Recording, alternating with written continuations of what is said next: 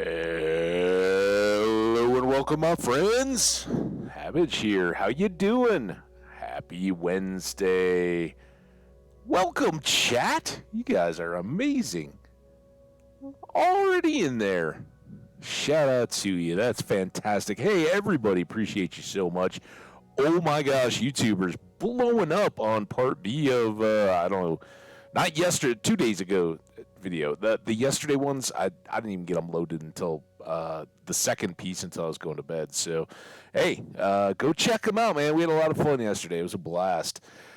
Sadly, though, and totally unaware to me, there was a bump in the middle of the stream. My OBS didn't even show it, but when I finished, I noticed, like with an hour left, that the counter had reset in Twitch. And Skash, I think, was the one who was like, yeah, it bumped. And sure enough, we had 2 more segments. So, hey, I hope you guys circle back. There's a lot of good, fun stuff in there. I hope you enjoy it. But we got to move forward. We got new stuff, and we're going to, fingers crossed, hope that we got a smooth sailing episode today. Let's get this world launched. Get back out to our creeper farm. I've totally got a song. I was over in Skash's stream this morning, and he's playing Satisfactory, I guess. Got some event coming up or something with his channel. And there's like this channel point reward song that you can play in there, and it's totally stuck in my head now because the chat was having a big old dance party.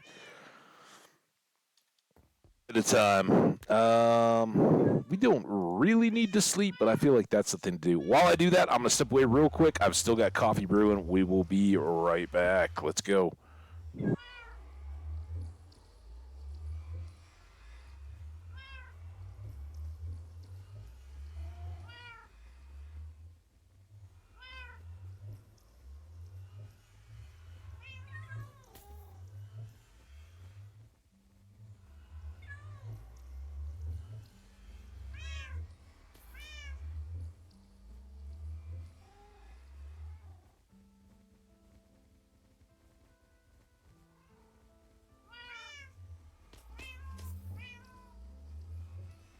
Sorry, chat. We had a breach. There was a breach there. Well, it was more of a slosh. The coffee spilled up over the thing. Grounds everywhere. It was a disaster. I tried to hurry. That's what happens. Life lesson of the day. Don't rush things, or don't try to hurry. Just do stuff. Do it efficiently if you can. But if you try to rush, you're going to make a mess of it. Let's try to do that. Let's not try to make a mess of this world. Huh? Look at all our levels coming back. Welcome to Welsh Jenny 1984. Shout out to you in the chat. Appreciate having you. Everybody else that might be settling in. Hope your day is fine and you're doing well. We pretty much killed it yesterday. We've obviously, look at our awesome netherite sword. We got some netherite tools. In fact, our whole toolbar is looking very purple. Some of that is artificial, right? You can't put netherite on a fishing rod. But we did get our luck of the sea, so it is all juiced up. Our bow looks purple, our bed is purple, and we now have 2 pickaxes and a shovel all netherited up. So we are doing pretty well. Of course, getting the extra pick enchanted, I think, and the fishing rod took us back down to like no levels. So this caught us back up fairly well. I'm not going to worry about hanging out at level 30 though. We got stuff to do today, and there's a few things we kind of talked about them, but let's go back. I guess we'll drop off these fish, and then reset for our trip, because in the last 2 episodes, for anybody who may have missed them, we went way down this road. This road goes a long way.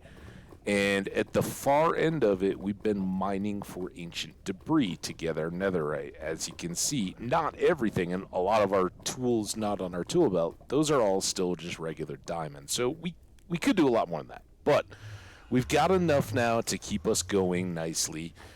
and don't have to worry about making another run immediately. We will definitely do more. We have an advancement we're going to have to get out of that. So, yes. But between now and then, we have... Wow, a fan is just going today.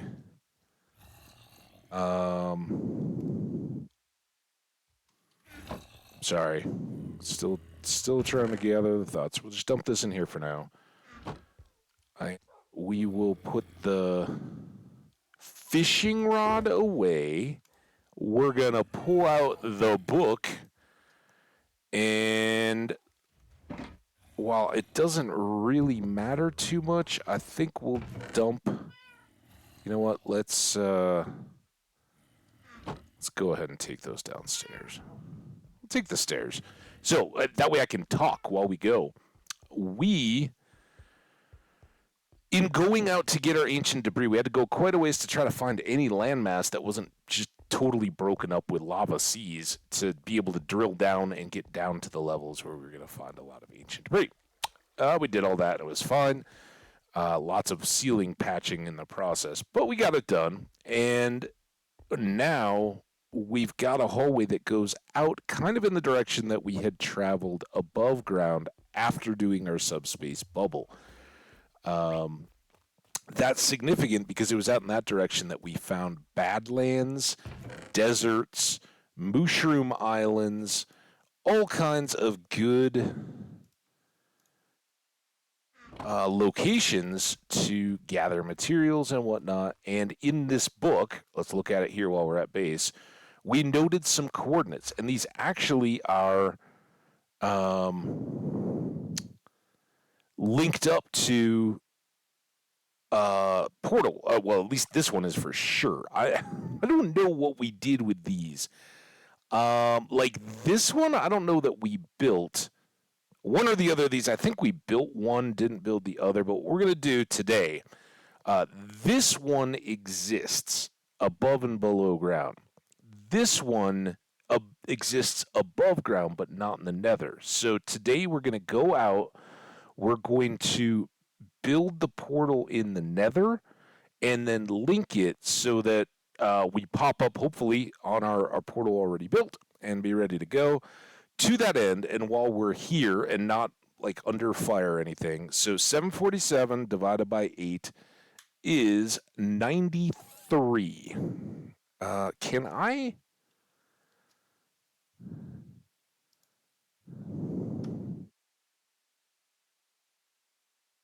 Guess I can't push text down, but that's okay. So this is going to be 93 and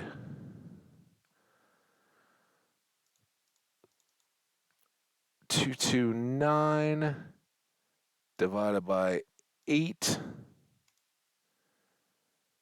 2529.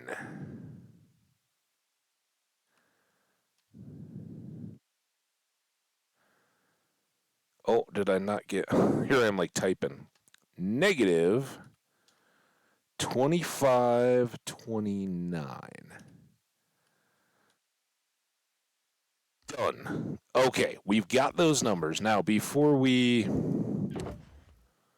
get too carried away, we should go right here and grab... You know what? We can actually leave that. Because we're right here. Are you flipping kidding me? Hey, hot dog man, welcome. Hey, Cody, right? There you go. Did you get your clip? How was hanging out with Cody with a K? Hope Cody with a K is doing well.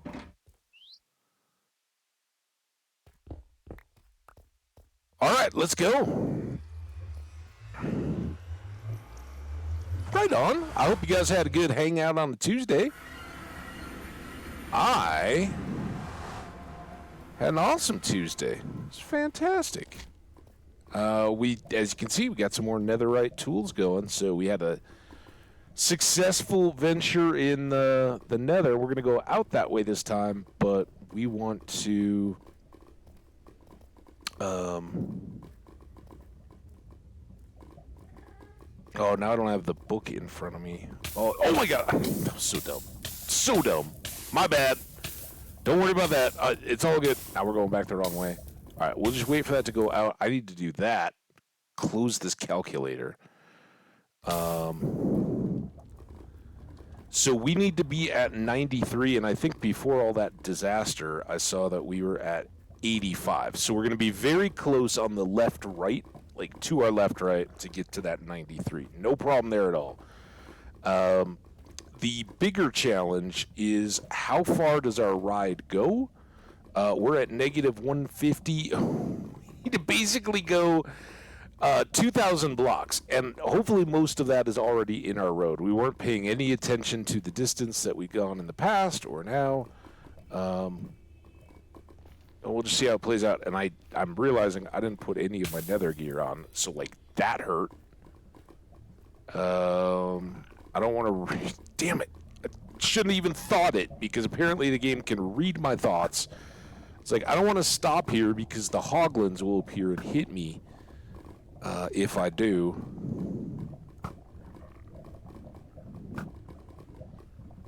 But I want to change my shoes. I really want to change both things. No, tools. Alright, no disasters. Nothing behind me.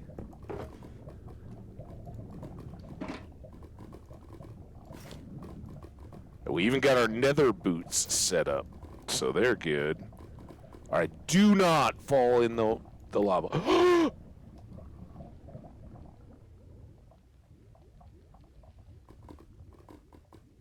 Oh my god. And then it froze. That was terrible. Because the GeForce Game Ready driver is available message had to pop up and give me a freaking heart attack. What the heck, man? Oh. Alright, now at least we can walk across all these magmas without burning our feet. I thought First I thought that chest was going to pop into the lava and burn and take everything with it. And then I guess this is fair. Because we changed our shoes.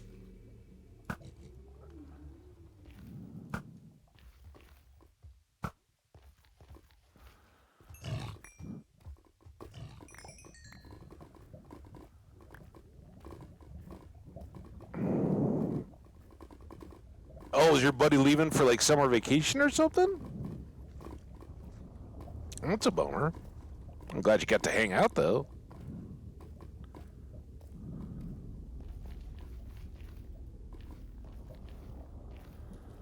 I think that was a baby hoglin behind us that didn't keep up, but I was a little worried.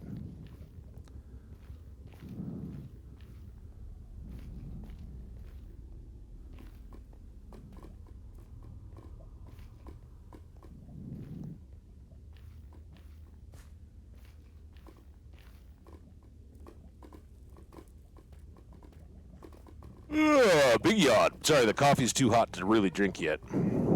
So, last couple days, I basically finished it. I did nod off. I didn't get quite the end, but enough so I knew it. But I watched like a 3-hour, really well done YouTube documentary type thing on Neanderthals. It was fantastic. I'll have to check the name of the channel that it was produced on. But if anybody's interested in that kind of stuff, evolution of humans and proto-humans and all that kind of stuff, really, really, really well done. I absolutely, like, it was kind of like my audiobook sleep thing for the last week or so, because I kept enjoying it, but then I'd, like, fall asleep, 3 hours in the middle of the night is a long time, so. But a lot of you guys know, like in high school, I took some anthropology. I've studied history all along, so things like Homo habilis and Homo erectus and Neanderthals and Australio uh, no, Australopithecine or whatever it is. Man, now I'm just struggling over the word. Those were all things that I'd studied as a kid, coming along. But watching this documentary, which involved like interviews with. Is that just the stuff you watch, Habbage? Probably. I know a lot of people. There gets a lot of views, but yeah, I love campy horror movies, sci-fi, and all that kind of good stuff. And I love a good YouTube doc. I think they're awesome and all over the place. Dude, system, you need to chill the F out with your little updates. Just calm down. Yeah, exactly, Jenny. I even thought that a little bit. And it was so cool. I think, I don't know. Maybe it would be so redundant. But to me, what was amazing was how far it's come, like, in my adult lifetime since I was in high school, largely thanks to DNA. Of course, there's been more finds and, better ability to process those kind of things. But just crazy how much they've been able to determine by, carefully sampling things and with the new finds being able to test samples of the fossilized bone for, like mitochondrial DNA and get ideas about their diets and what was coming, what wasn't. So cool. Absolutely loved every bit of it. All right, here's the big moment of truth. Well, could be better, could be worse. The problem is I didn't really bring blocks, did I? All right, let's temporarily pack back up. So these will go in there. And then this. What else am I? Oh, and then I had this out of here. And then in supplies goes the obsidian. So this is all part of the plan, but what we'll do is come back through these sections to pick up additional blocks and make our transit easier. It's going to be a real pain in the Crimson Forest sections, but or not so bad. Oh, those guys can't get me. Never mind. Not going to be tough at all. It says famously. This guy can get me, though.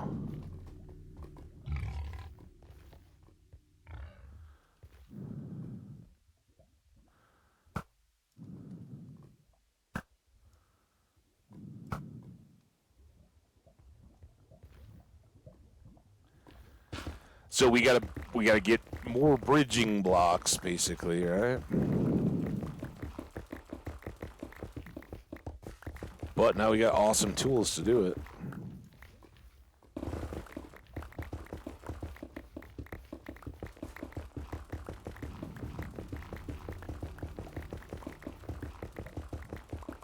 Yeah, pretty much. Spite. They've killed me plenty. Listen, those hoglins, we got old scores to settle. They're lucky I don't set them up in a dropper like the creepers and just farm kill them.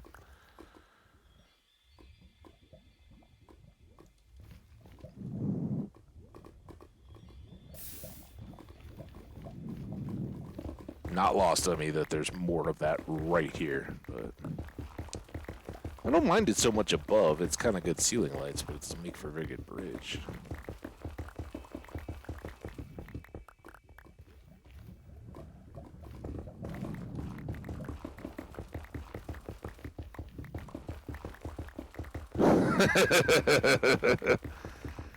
I do know that old saying.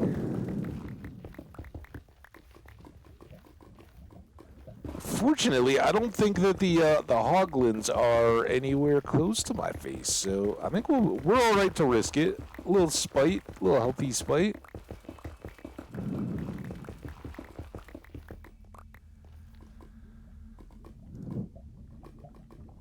So I said that Skash was playing Satisfactory, and he had a little like channel points reward song that's totally stuck in my head.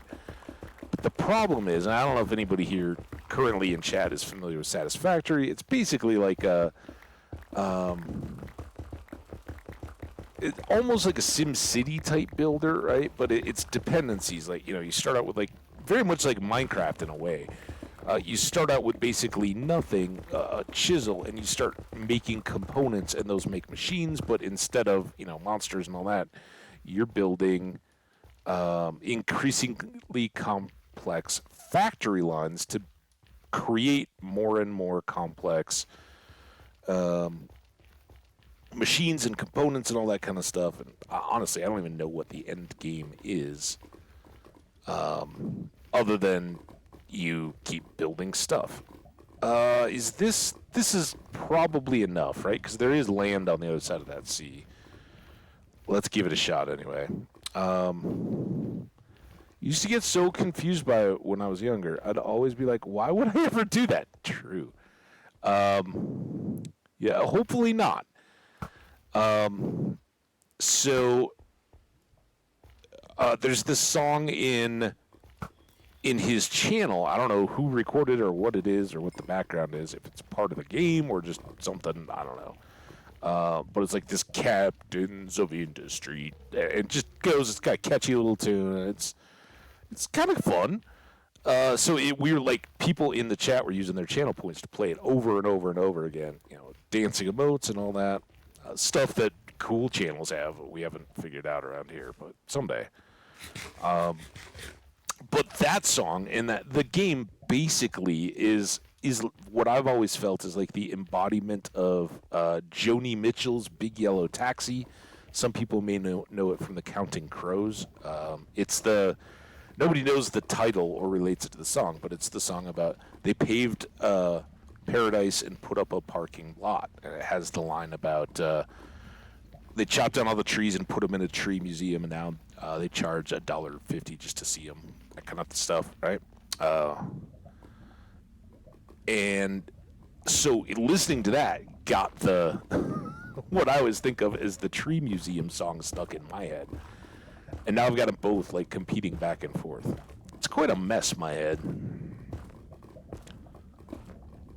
Which one, the Captain of Industry or the Big Yellow Taxi? I didn't know it was the Big Yellow Taxi until today either. Because I grew up with it with the Counting Crows version, and there's like a now it's like adult contemporary. When we were in school, it used to be kind of edgy, right? And then it's how all radio stations kind of age out, right? What you grow up with as being edgy and cool, they just keep changing their format to retain their audience. And the music, it's like the music never stopped. The music genre never changes on your particular radio station, so it's always comfortable and nice, and there's no reason for you to leave. But it does become, the station that I listened to all the time in college for like alternative country, or not country, rock and a little bit of grunge and all that, has become much more just like what I would think my parents liked is adult contemporary, right? They work their way back from all the offensive stuff. It was the show, or it was the radio station that in the day had like I don't know if you guys know, but like Love Lines, Dr. Drew and Adam Carolla back in the day. That was edgy stuff, right? You could just turn on the radio and they were talking about crazy sex stuff and relationships and all that kind of stuff. And that was what we'd turn on at work. I worked at the rec center on my college campus, right? Like the student rec center where you could go play basketball or swim in the pool or rent equipment or whatever. It was a fun job. But, in the evening, it'd be pretty quiet. And if you were, like, just checking IDs to make sure people had the right IDs and whatever to come into the rec center, you just have the radio on in the background. It was great. And if you were working at nights, they'd have on the Loveline show. And, of course, for a period, Dr. Drew and Adam Carolla both had, like, MTV-heavy TV careers, right? They were the edgy, cool guys, like The Man Show, and Adam Carolla did all kind of, like, he was on U.S. football and all that.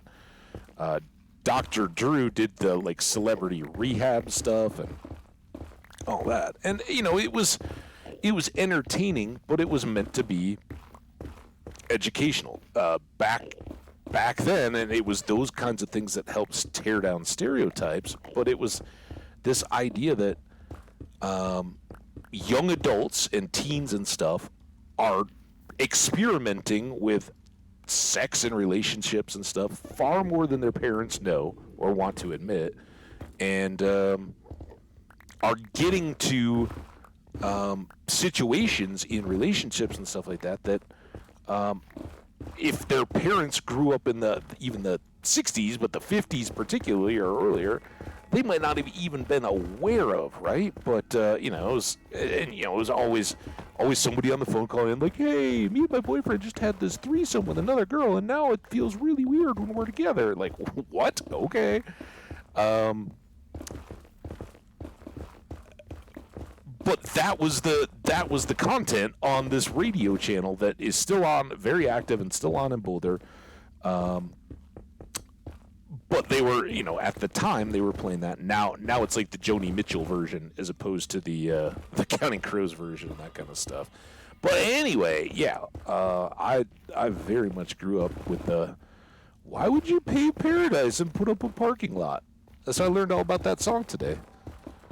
Did you know that she wrote it in Hawaii? That's right. She's in a hotel in Hawaii looking out at all the green forest and mountainsides and looked straight down from her hotel room, and there was just this massive parking lot that they'd cut into the forest or jungle or whatever, and she was quite bummed out about it. And apparently the Big Yellow Taxi is a bit of a disputed lyric because there's a line late in the song that's about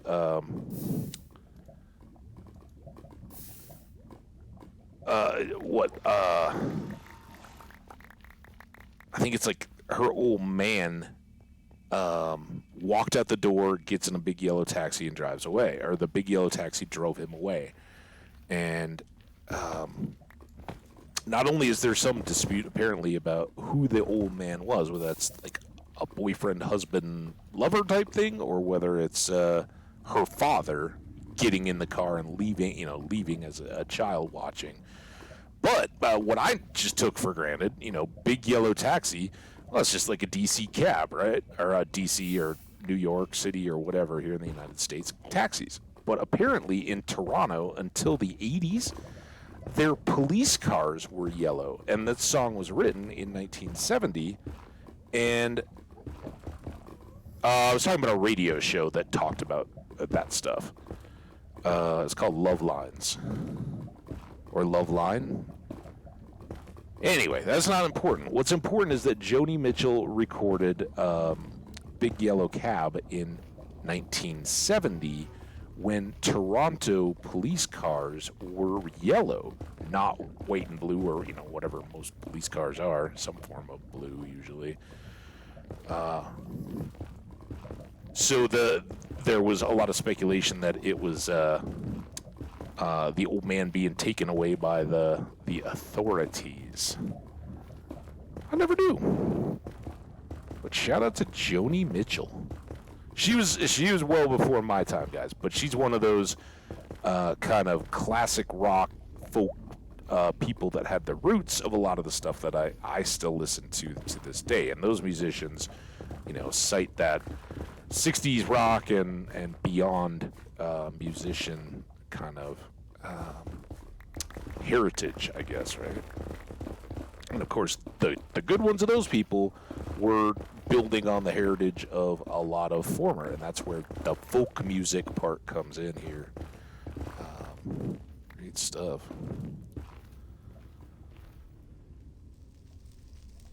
Yeah, well, you should be. If I'm not keeping the chat lost, like, I got to keep you guys on the edge of your seats. You guys are all welcome. Go to the bathroom, get snacks, get up, stretch, look away from the screens, whatever you got to do. I'm with you, right? Like, keep moving. But if you're not lost when you come back, I'm not doing my job, right? Ooh.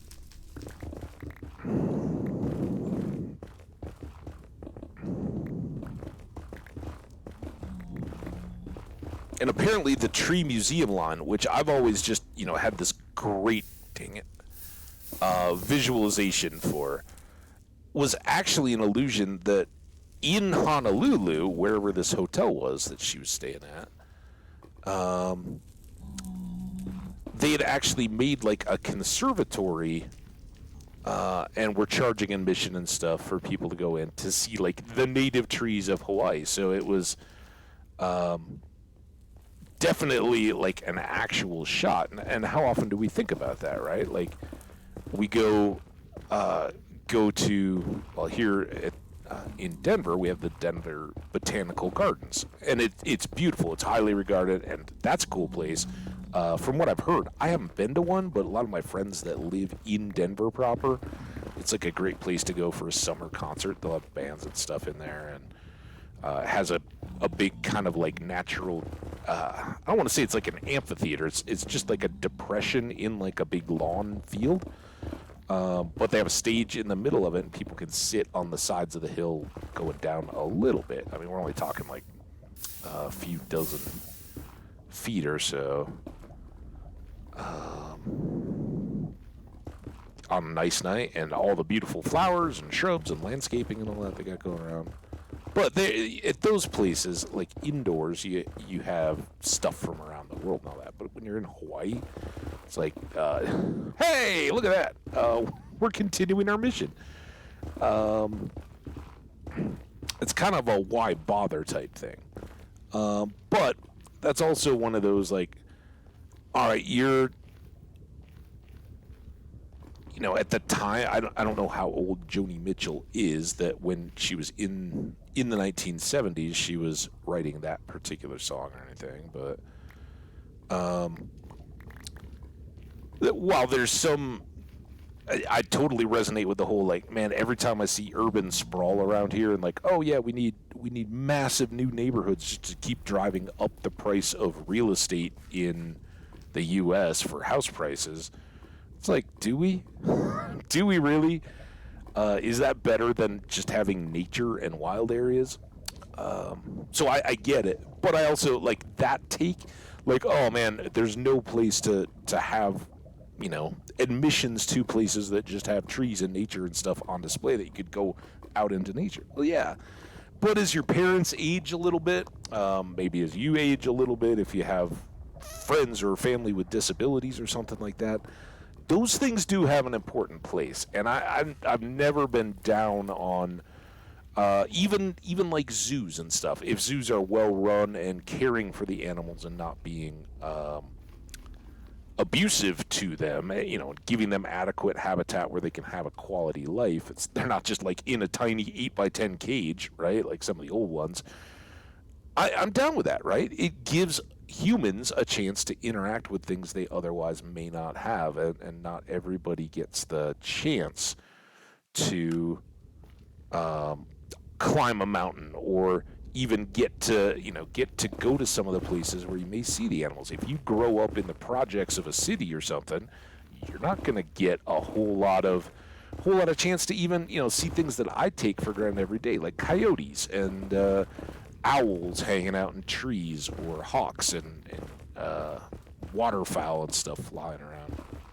So much less, the variety of trees. Yeah, there may be a few trees planted along a street or a corner park or something like that, but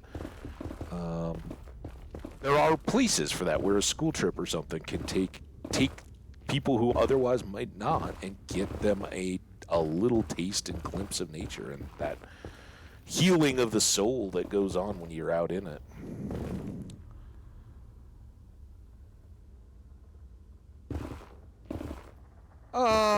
Yeah, yes and no, I think. I don't know, I have friends in Hawaii, too. They absolutely are in love with it. I've been blessed to go.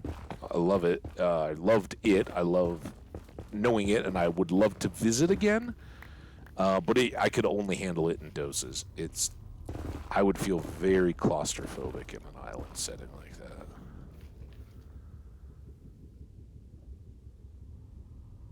Do this every time. I don't know why I split the stack first.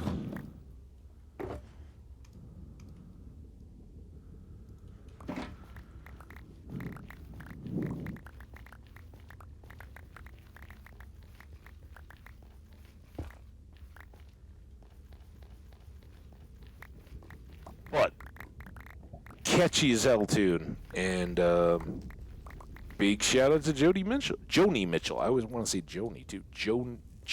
Joni, not Jody Mitchell. Check her out, young folks in chat.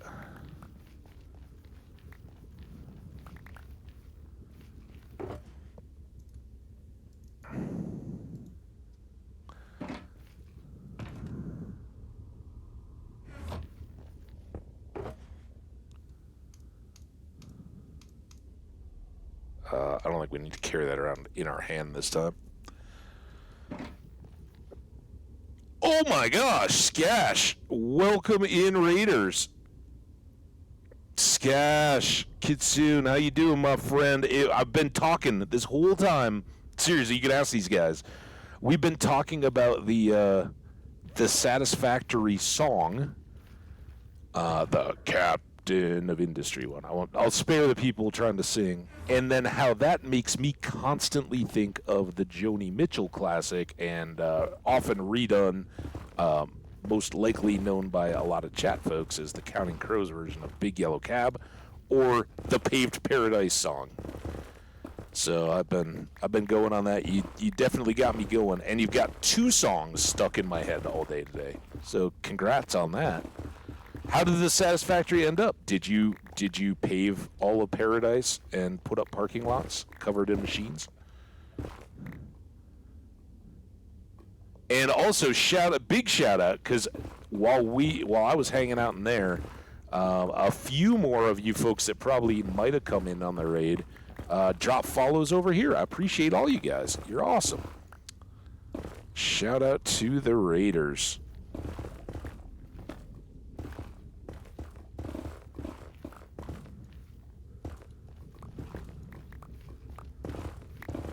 We are, for folks who don't know, we are playing here in Minecraft. I play hardcore, so if we die, we lose the world. That's the first thing to know. I didn't do a very good job of dealing with that lava. We're pretty well along, but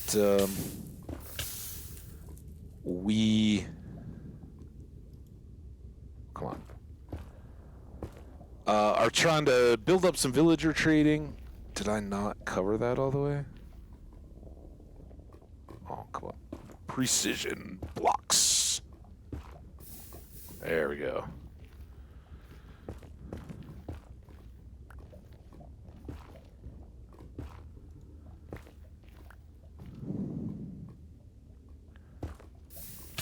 Oh, I tried to place my bed in the lava. I don't have... Come on. Up. Get up.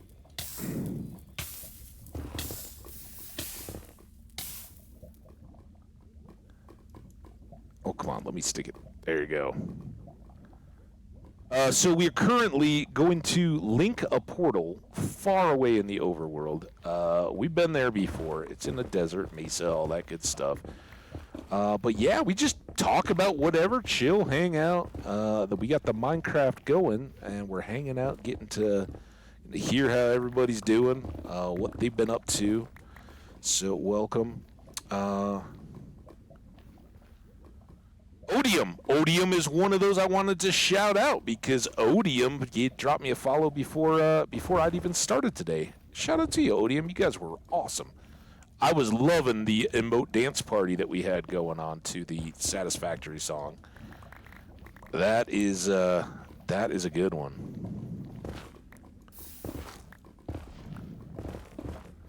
So we're trying to get see that the I can't point to them. So left-hand side XYZ at the paragraph break, that negative 2181, we're trying to get to about negative 2530 or so. So we got a couple hundred more blocks to go in this direction. That's our very current project, and then we'll make a portal and jump on back to a Badlands Mesa where we're going to get some supplies, and then eventually we'll head on home to the base and start working on our villager trading hall or mall. Skash and I were talking about that yesterday. I think Skash, I've decided to go with the red sandstone and quartz because terracotta does not allow us to make bricks. So we may use half slabs and stairs and all that kind of stuff. We may end up using some of those for accents and decoration and all the good stuff, but this is right in the way. Do I want a floating tree in the middle of my road? Probably not. Oh man, look at how big it is too. All right, we'll just take... Come on. Mouse. We'll just take it down from here. That should be up far enough that it doesn't trigger us too bad. So how's everybody doing Raider-wise? We finish on a strong note in Satisfactory.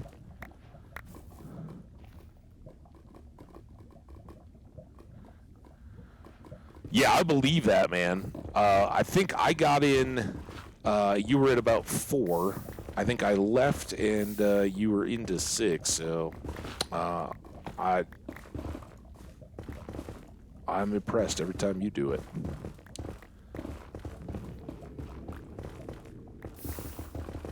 So is it going to be pretty much Satisfactory on into the event you were telling me about? Or are you going to be back and forth into Valheim and stuff like that for this next week or so? Or is it just all Satisfactory prep, practice, and all that good stuff? The steel plant. Well, that was the stopper, right? The elusive alloy.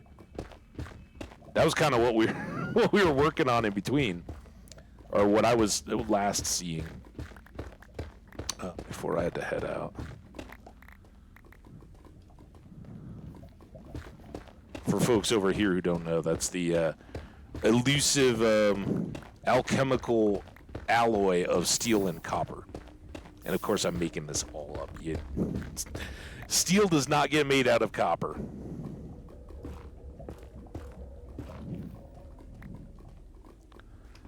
I think we now understand why Skash is going to be playing a bunch until the event.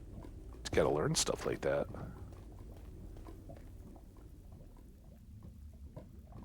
Back and forth. Okay. Yeah. Well, you wouldn't want to get burned out, right? I thought you had more experience and were going into that today. I kind of thought when I caught you and Valheim was going off and all that, I thought you had maybe come from Satisfactory and had a huge background in it. And I don't know that I know watching the game, but honestly, like today, I pay more attention to the music in the chat and everything than I do the actual gameplay. It's a great game. It looks like a great game. I like it, but to me, it feels ironic saying it in Minecraft, but it feels like, it's just kind of a repetitive cycle. You're doing all the stuff to get more stuff, to build more stuff, and the cycle never ends, right? But the way it's gone, and like you were showing somebody that was asking how simple the building process is and how well the components and the parts, we're going to have to be ready for this. It's going to drip. or it's gonna leak. Damn it! Why did my bed get in? That's the problem. Why is this in the wrong spot? Why do I even need a bed in the Nether? Anyone? Troy, you think I should use it to blow somebody up? I'm not going to, because it's our purple bed. We've only managed to lose one bed in this world. We've been going a good long time, so I feel pretty good about that. Yeah, exactly. And it's just whether that particular game resonates with you, right? Wow, I thought I was going to notice this lava fall a little better as I passed it. Good news is that went without incident. So yeah, we've only had 2 beds, purple being the second, and I don't want to use it to blow something up.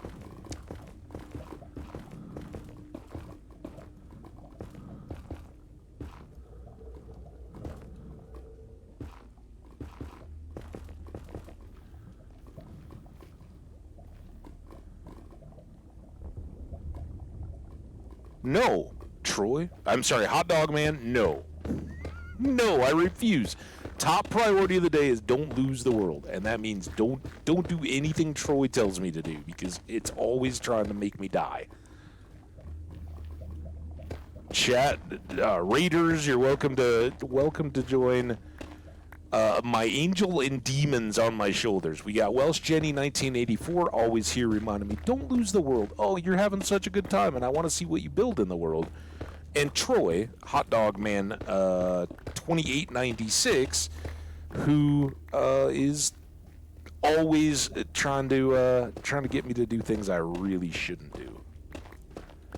But 2 of the finest members of chat we've ever had around here, and Skash is right up on the top of that list. He is a rock star legend around these parts. So you guys that have found his channel, shout out to him. Anybody who hasn't, get that man a follow. Check him out. He's in Australia, so for my US friends, he's usually wrapping up around this time, or if not earlier.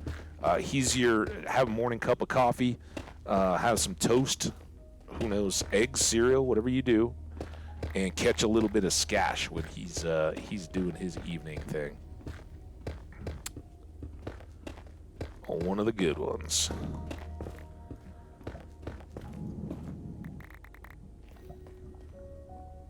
Yeah, exactly. There it is, the Skash hype. That's what I'm dropping. And his channel's got all the cool stuff that mine doesn't have. He's got all the shout-outs, the commands, like I said, the channel points to play the awesome Satisfactory song. Gotta go find out what I'm talking about. Alright, how we doing? Was that like 100 blocks? 22, 29, 250-ish, or actually about 300 left. And now we're into blocks with lava. And we're not picking anything up, so let's go.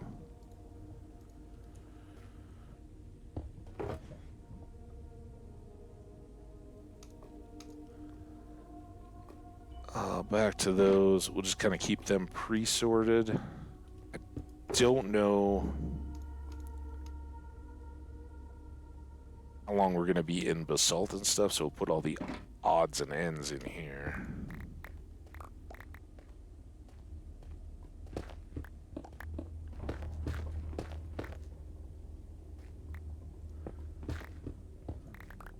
It's kind of just a timing thing, dude. I mean, I've got you know, some of the mod rolls and things like that, but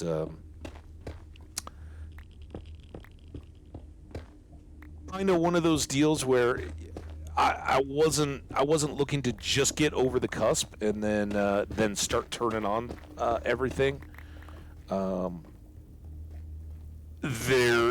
Yes, very much. You know, I'd love to have all that kind of stuff. I'd love to give people an option to sub and all that.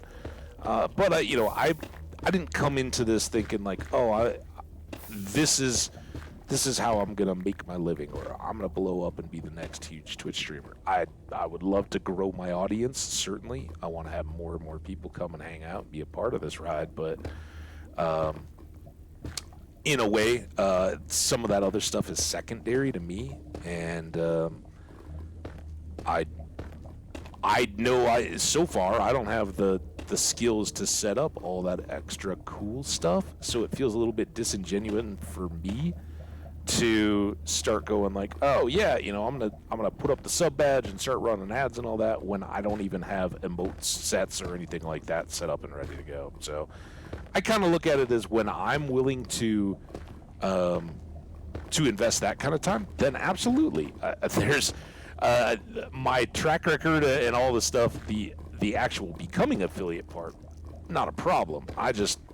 I got to put in more work on my side to make it something I feel comfortable even setting up those options. For now, just come, hit that follow button if you're so inclined, say hi in the chat. That's all I ask of people, because I know, there's not all that extra stuff. I don't have badges or channel rewards or anything like that yet to give out, but we'd like to get there. I keep pushing it out. I'm very, very good at procrastinating. I'm the fastest of the procrastinators. So I've been saying like, oh yeah, maybe at the beginning of 2023 we'll do some of that kind of stuff. And I just had an awesome viewer make my little channel badge, icon thing and all that. So we make slow progress, but I'm glad to have you guys here and do all the good stuff.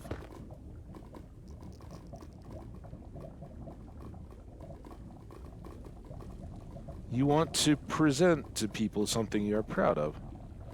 Oh, Skash, dude, I'm not talking about you, but you know we've talked about it plenty. You know the people I'm talking about, the ones that are like, oh yeah, I can get, I can turn it on, so therefore I'm going to, because, I've never had a job and I never want to. I'm going to be the next, I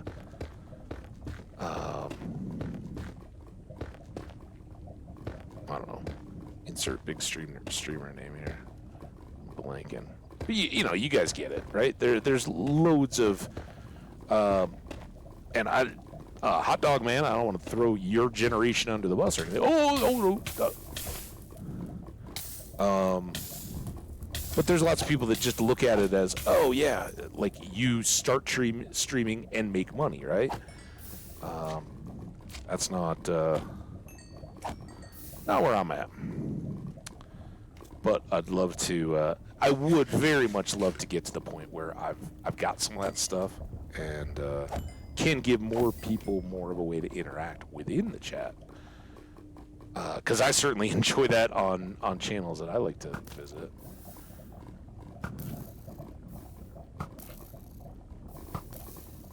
They move slower once you make them little.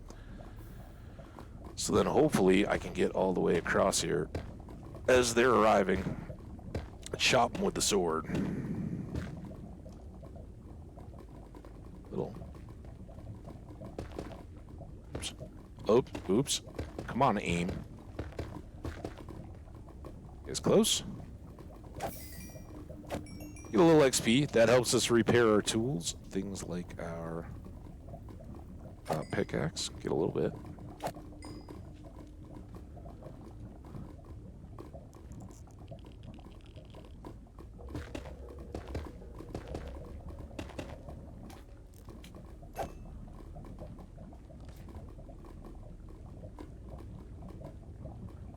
Oh, ad-free completely for the event. I don't mind. Like, I think you're just pre and post roll ads, right? Like if you join Skash's channel, your stream, whatever he's got going on, you're gonna get the starter ads. I got no problem with those. I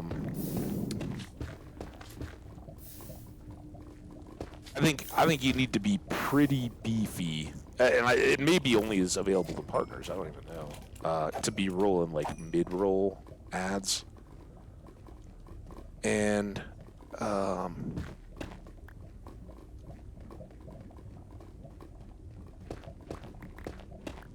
I think that, again, those become incentives to sub, right? Which is fantastic.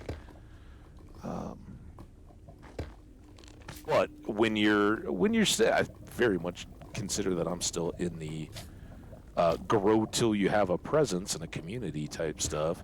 You gotta know that there's going to be some turnover when you turn that stuff on, no matter what form it takes. But it's also my understanding that it's all very configurable, especially if you're just at the affiliate level. Like, you don't have to do this or that or whatever. But I would much more do it here on Twitch than I would like YouTube. I'm never going to try to monetize YouTube. I'd much rather just have the VODs out there. They're dated at that point, and let people enjoy the content. Go back and see my old stuff. It's all out there, all you raiders. Check them all out. You can watch me back in 2020 or 2021. I don't remember when I started. 21, I think, like spring. When I was just creating YouTubes. I hadn't even started live streaming yet, and it's pretty bad, but it's fun. And the worlds, the long run world that I did in YouTube that I ended up just walking away from because I started streaming, and I was like, oh yeah, we'll just kind of mess around on stream for a bit. I'm gonna see how it goes, and then yeah, we'll end up coming back to this world on the YouTube series, because that's what I really do. Never did. It's too awesome having you guys live. I enjoy it too much. But I've always said, there's two reasons why I got into any of this content creation, YouTube or otherwise. In hardcore Minecraft, where you do lose your world when you die, it doesn't come back, right? You can't just go back to, I want to go see that build. I got to see it. Well, I guess you could have saves of it, but to me that feels a little cheaty.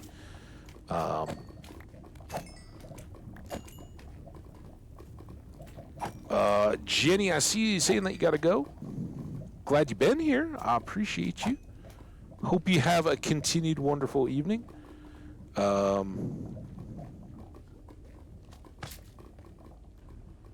nice. Well, say that Habbage says hello and is thinking of ma'am, because that's how we do it in Wales. Say, hey, ma'am. Not mum like the UK, the UK. Wow, that's presumptive. Not like not mum in England, where my dad is from. Ma'am. Well, have a good time. Thanks so much for coming and hanging out. And yeah, I hope I'm still going. But yeah, let's see. I saw Odium. I think I hit you with a follow too. It doesn't. Maybe you sometimes are live, but no VODs at least, right? So shout out to you. It's obvious that you are a rock star of many chats, because with no content on your page, you've still got just piles of followers. That says a lot. It means you're an awesome dude. And then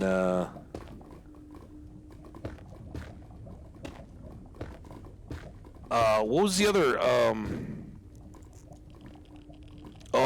The chat text for her was blue. It was like Lil something Kitty or something. And I did pop over and watch like 2 minutes of a stream of her and got her a follow too. She was a content creator hanging out. I don't know if any of you guys came over in the raid. But it's so fun, man. Skash tapped into some of you guys' community. I know some of you guys have connections to some of the others, but so many cool people that have all overlapped, and I've gotten to know a few. But it's always fun making new friends, so I'm so glad to have you guys dropping in from the raid.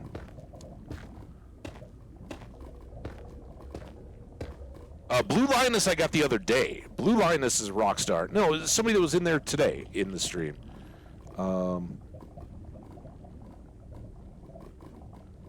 No. I know who you mean there. Also another awesome person. But I didn't see Blue Lioness chatting or streaming or anything today. Sorry if I missed you, Blue Lioness. You're awesome. I guess it's good thing we're here. Get some more blocks without having to... Wait, I got Blackstone.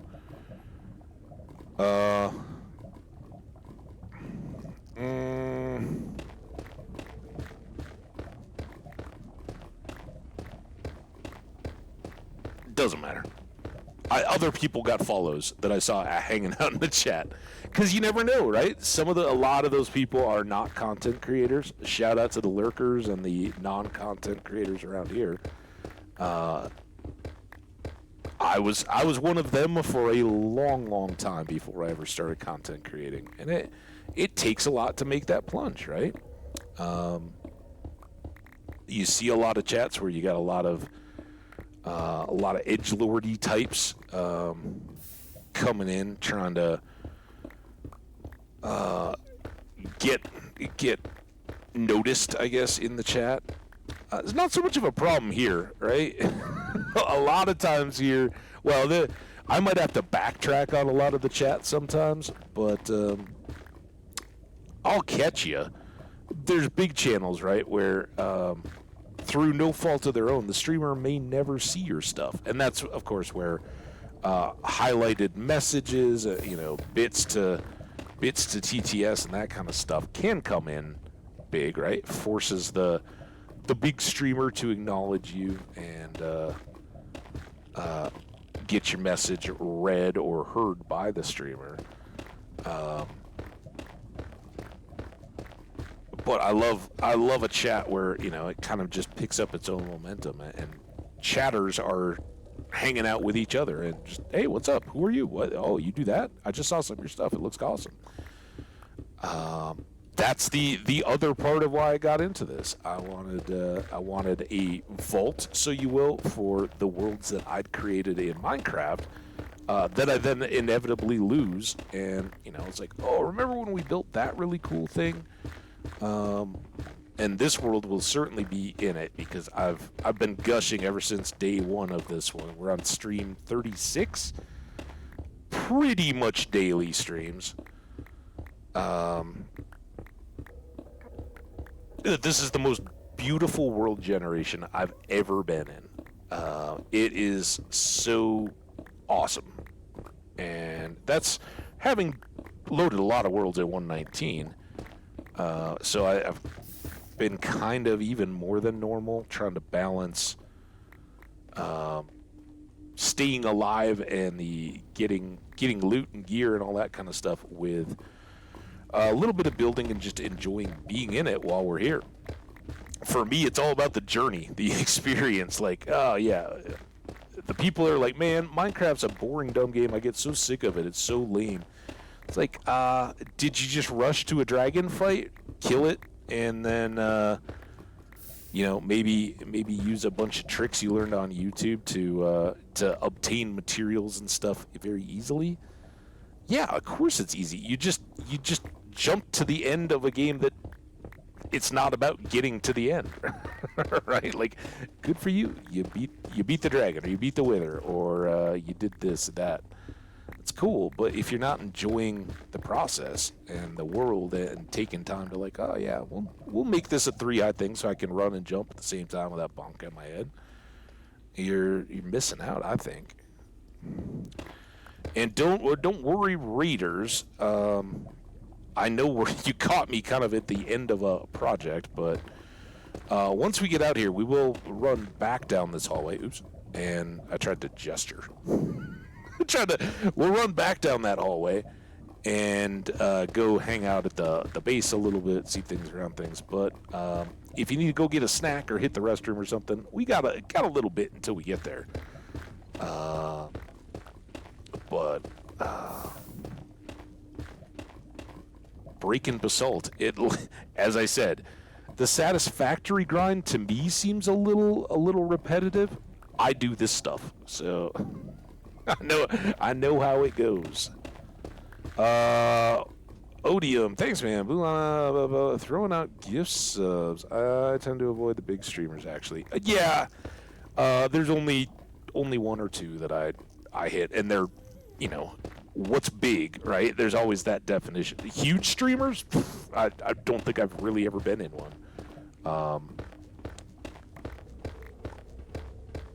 And in Minecraft, it's way worse in Minecraft than it is in like a Valheim or Small Lands or any of the games that this community, that the raiding community seems to hang out in quite a bit. Minecraft, you get a lot of younger people, and if you're chasing the big streams, then that's where all the young people are going to chase a trend and a fad and all that, and it's all very edgy, trying to be edgy, not really understanding what's going in there or what you're saying about yourself when you're doing that. But yeah, I know what you mean, man. Some DJ streams. There you go. The music stuff, I don't do enough of it here on Twitch. When I was first kind of discovering and hanging out on Twitch, and I discovered Twitch through YouTube and a hardcore Minecraft YouTube streamer.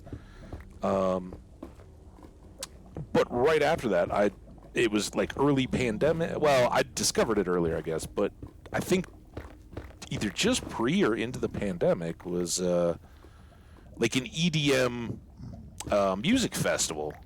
It was awesome, dude. They were just bouncing around, and like EDM wouldn't be my go-to, but I certainly, you know, like appreciate it when I'm at a club. Or not that I go clubbing that much anymore. Kind of outgrew that, but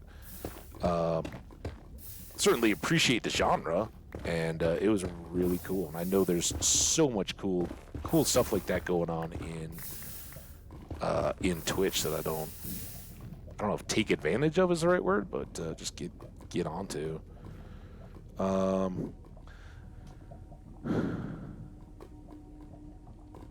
Yeah, well, yeah, there's some of that too, right? I think that's a case. You know, I have that definition. I think I know what you mean, Skash. That, like, I would say I know you. I don't actually. You live in Australia. I was gonna verify because whoever rated you was like, oh yeah, it's 1:30 on the East Coast, and it took me like a second, but it was that momentary like Eastern time. No, oh wait, he means Australian East Coast, and then I was like, I don't even know how many time zones Australia has. There are the remote ones, but otherwise, like I think on the main landmass of Australia, you have the 3, right? And I'm guessing you're in Australian Central Time. Does that sound right? Did I do that right? But it's that kind of stuff that, yeah, you know, I feel like I know you. It helps, and that's another thing that I keep talking about. Like, I don't have a camera. I have a camera. I don't have it set up. It's probably crappy by today's standards, but it would get the job done. I don't have that set up. I got a little button as big as a, what is it, like a 15-button deck, so that if I have a camera set up, I can dump the video or, you know, like, whatever. I should be able to use it for a sneeze cough button, but I don't. Get all that set up. But I think having the camera helps too, right? It makes you feel, I guess it doesn't mean much when you could be in a like 25,000 person stream and they're all screaming and yelling, and the streamer can still be on camera. It doesn't make you have any more of an actual knowledge of the person. But I think that just comes down to how comfortable the person is with themselves and sharing and opening up about themselves and like their experiences. It doesn't have to be hot takes, and maybe that's part of the difference when you're just sharing your mundane, run-of-the-mill takes. Not hoping that somebody will pick up on it and be like, oh, Edge, I got to tell everybody else about how crazy this person is, but just, yeah, this is the way I look at life. How do you guys, what do you got going on, right? That kind of stuff.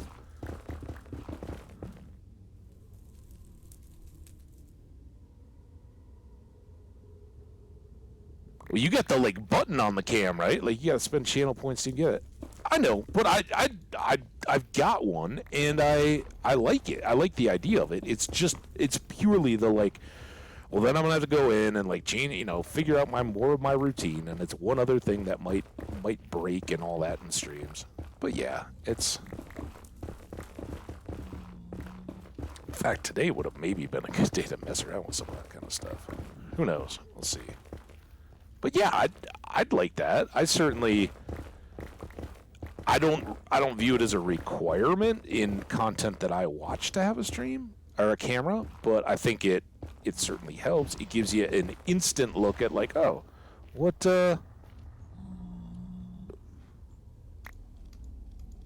generalizations can I make about what this might be as I get into it. Yeah, that one doesn't help us as much now. See, I didn't do it that time. Just one off the stack. Let's go green. Green for all the basalt and blackstone. Oh, and I did have these. And I will hang on to this for more stuff. Actually, let's fill this.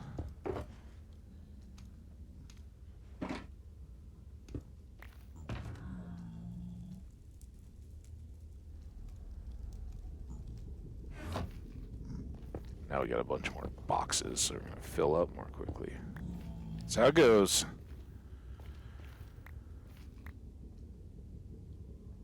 Scroll lock as... Oh, yeah, well, see, key mapping and all that. I just...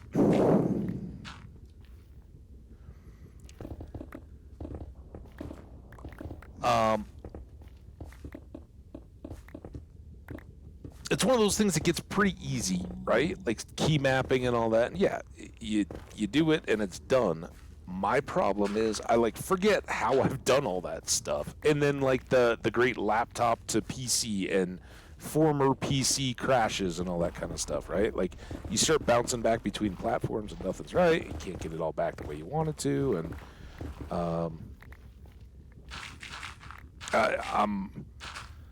I'm often a fan of the keep it simple, stupid methodology of just, look, the less complexity there is, the less you can screw it up. And you guys see all the time how good I am at screwing stuff up. So, which can sometimes be very entertaining. Other times it's just like, oh man, it frustrates me more than anything else. So.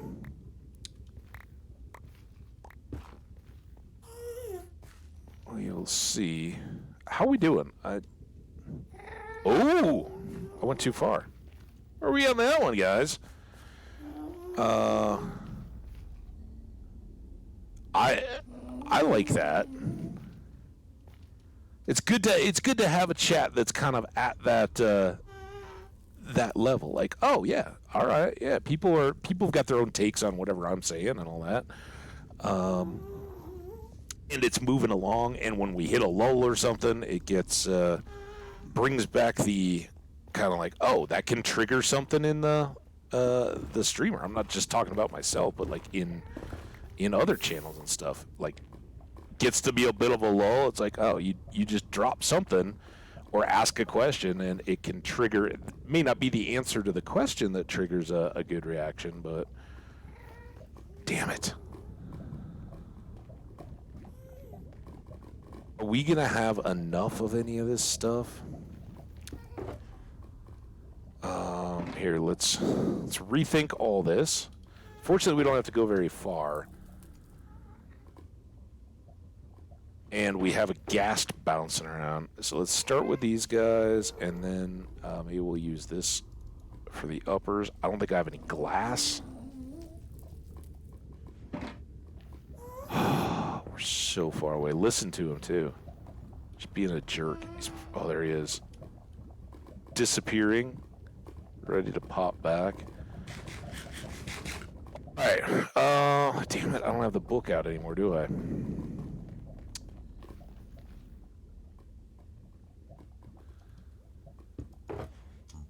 Book coordinates. We are trying to get to this Badlands Shore. So 93 and negative 25.29. We are at 85. So it's going to be off to this side a little bit. And then about 50 blocks back, maybe we'll be in the 25.29. Is that what it was? 25.29. Come on, be in the middle of that little wall. Oh.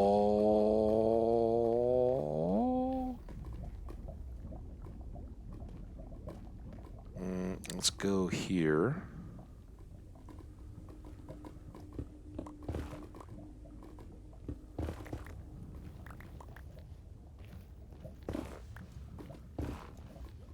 All right, that seems valid. And then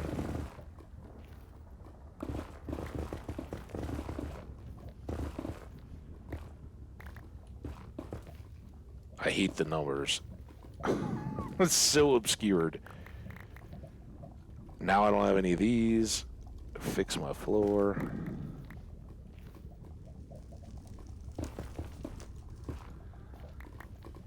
$25.29.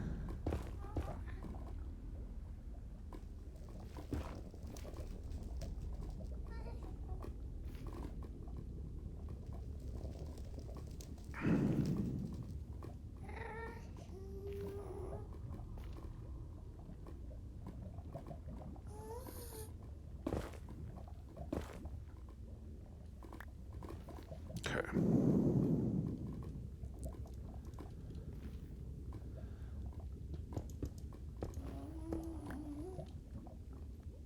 And then we wanted, so I guess those would be our middle. I'm a little bit off here.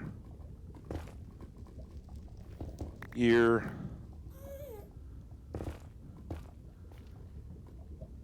Here. Oh, our long grind is almost over, guys. And I'm so happy. We're on the edge, but not.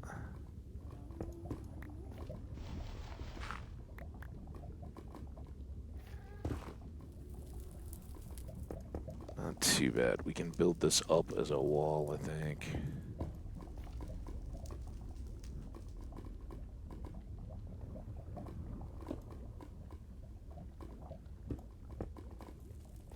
I'm gonna bunker it.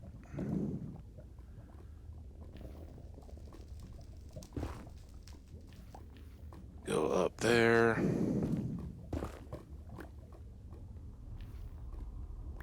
Okay. I think we can get rid of this now, finally. Thank you. And we can go supply obsidian. Welcome back, Hot Dog Man.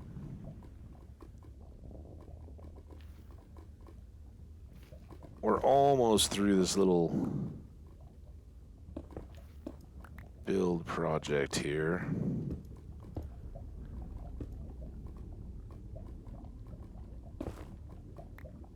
Perfect.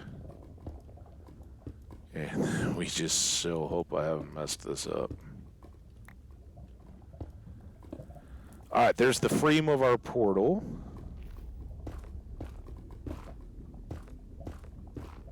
The reason why I'm sealing this in and burying it underground like this are those whiny white things called ghasts. If anybody doesn't know them. They shoot fireballs, explosive fireballs, and if they hit my little portal here, which is what I've framed out, they will explode the glass, kind of, that's sort of in it, and can effectively...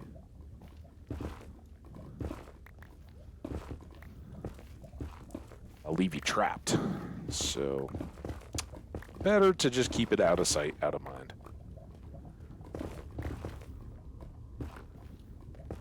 Is that my portal, by the way? Or my shulker? Why am I not... How do I have so much crap again? I guess I did carve out a room, didn't I? Alright, wait, shulker. Pink. Ironically, that isn't. Well, that is white. This one is magenta, not pink, and this one is lime, not green. And I call them. We've got versions of both of those too.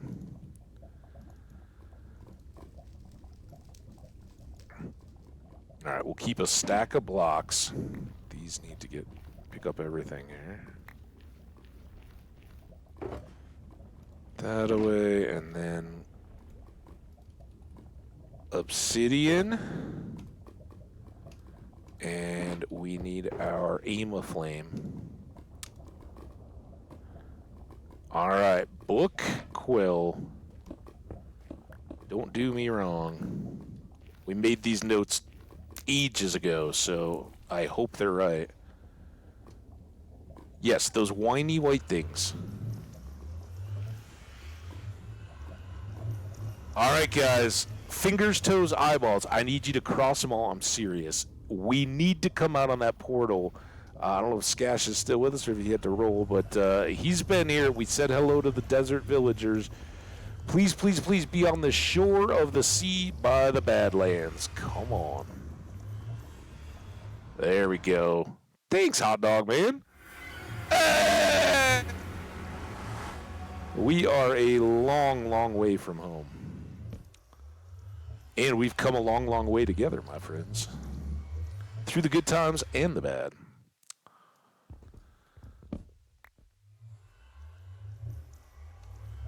All right, so here we are. This is a long way from home, like 20,000 blocks from home. So which think of each block as about a meter. That's where you get to. Hey, Spidey. The villagers that we said hello to are over here. There's a gold mine, abandoned one, kind of up in there. But I think what we're largely here for today is this stuff, this red sand, or more importantly, or more accurately, red sandstone. And we'd like large expanses of it. But I don't have any issue just starting here and clearing out around the mines, right? I wanted that block is decorative. So let's go blue for our red sand. And we'll get another.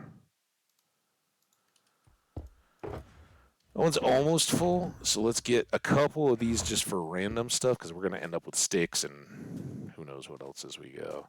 And then, let's begin.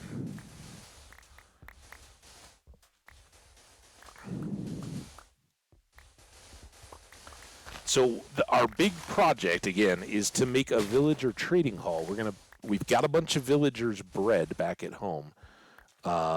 We are going to make an area for them and give them little minecart rides to their new homes, which we haven't built yet. That's what the materials are for. They'll go get their jobs, and then we will introduce them to zombies as a way to toughen them up and then cure them. Doing so will get us really good prices on trades, and a lot of this at this point is cosmetic. It's always good to have the various access to things through trades. For instance, cartographers, right? At a high level, they give us banner patterns, which are nice to have for decoration and all that. And they give us, not that we needed one to find a woodland mansion, but they'll give us woodland mansion maps and ocean adventurer maps and stuff like that to go treasure hunting. We tend to do a lot of that early on when the treasure means something. So, it's a little bit limited, but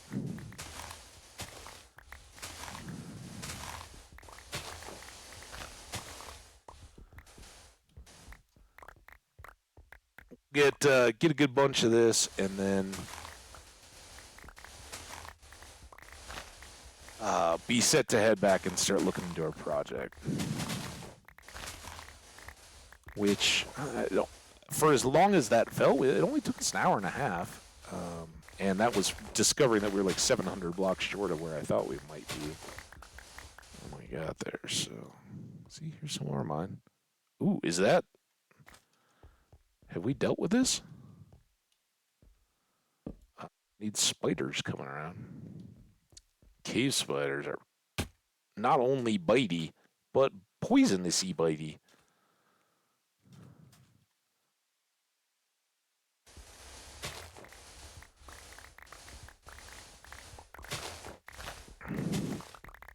One of the drawbacks, like sometimes you'll find large, flattish areas with the red sand.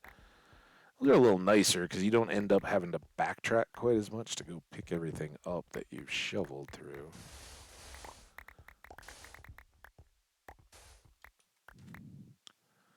Some of those edges get like this. Why we gotta be so steep? But we can take a little bit of this terracotta too. I thought of using that. Terracotta is kind of fun because you can dye it, so you can get lots of earthy versions of all the colors.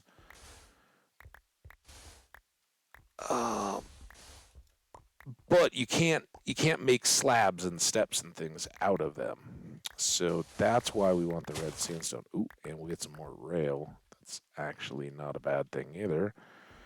Because we are going to have to make our minecart tracks to get our villagers down to the shops once we make them.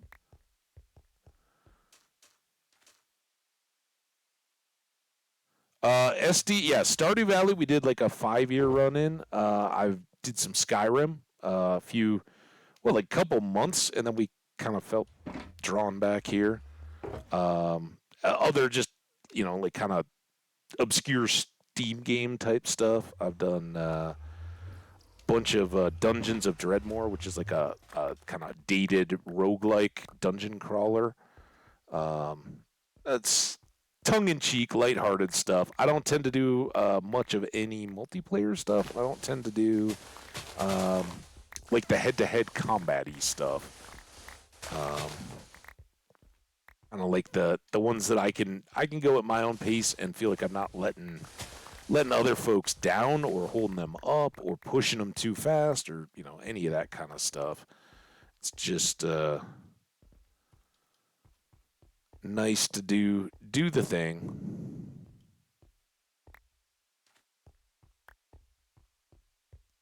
Get all these rails.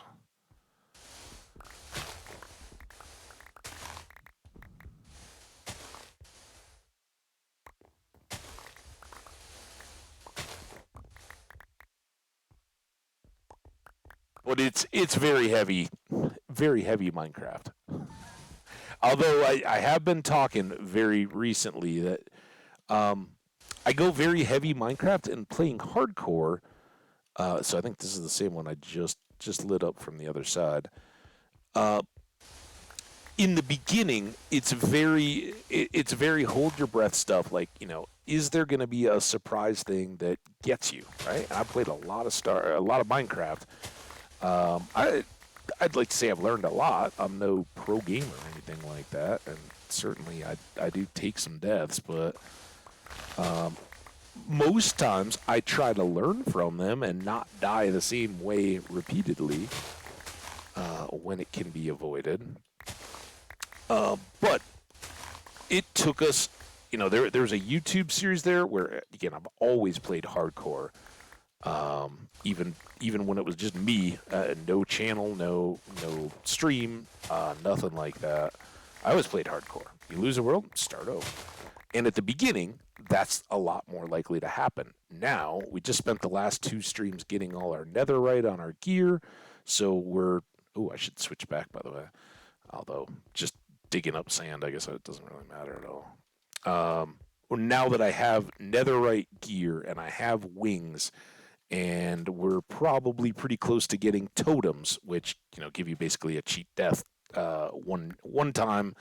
Instead of dying, you get popped back with a bit of immunity and low health, and can scramble to try to get out of whatever situation you're in. But the more of that kind of stuff you have, the less likely you are to lose the world. And a little bit more so, the more grindy it becomes.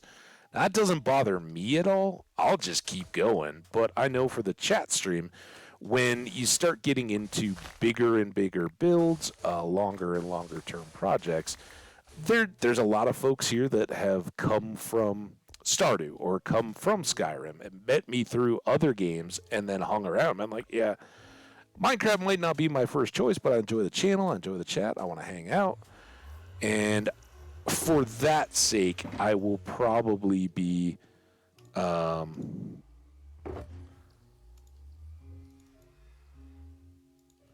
mix. Actually, I should, first of all, that goes there, but then we're going to want to consolidate all that, right? And this, everything else is good. Oh, now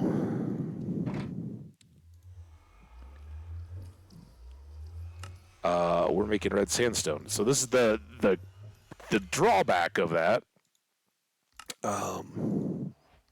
You got to compress 4 sand to make a sandstone. The good news is you can then store a bunch more of it. But it...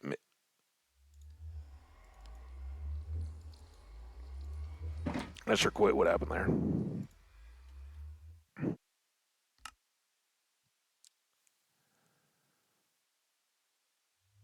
Oh, not cut. Red. Alright. So we don't need that or that. Ooh, almost nighttime. Have a little sleep. That way I get coffee. I've been talking this whole time. A little sip of coffee.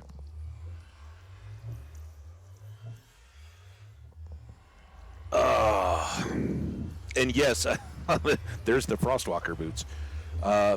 Troy, sorry, our hot dog man, I missed you there. Thank you for the toes and fingers and eyeballs crossed. I needed that.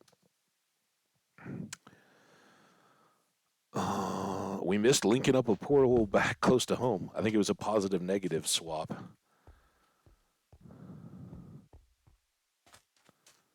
So yeah, I'm considering another Stardew getting mixed in here, like a couple days a week.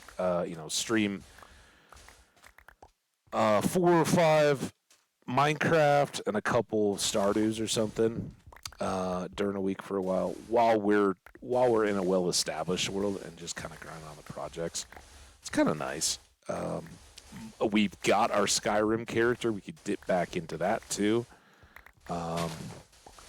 And that, not everybody's going to love every game that I do. I get that.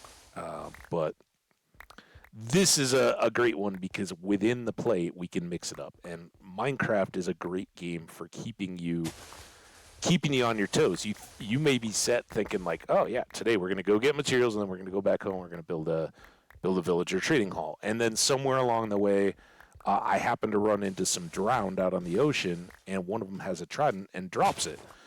Oh, well, now all of a sudden we're doing a drowned enchanting my trident stream and maybe going after a guardian temple or something, right? Maybe we use prismarine instead.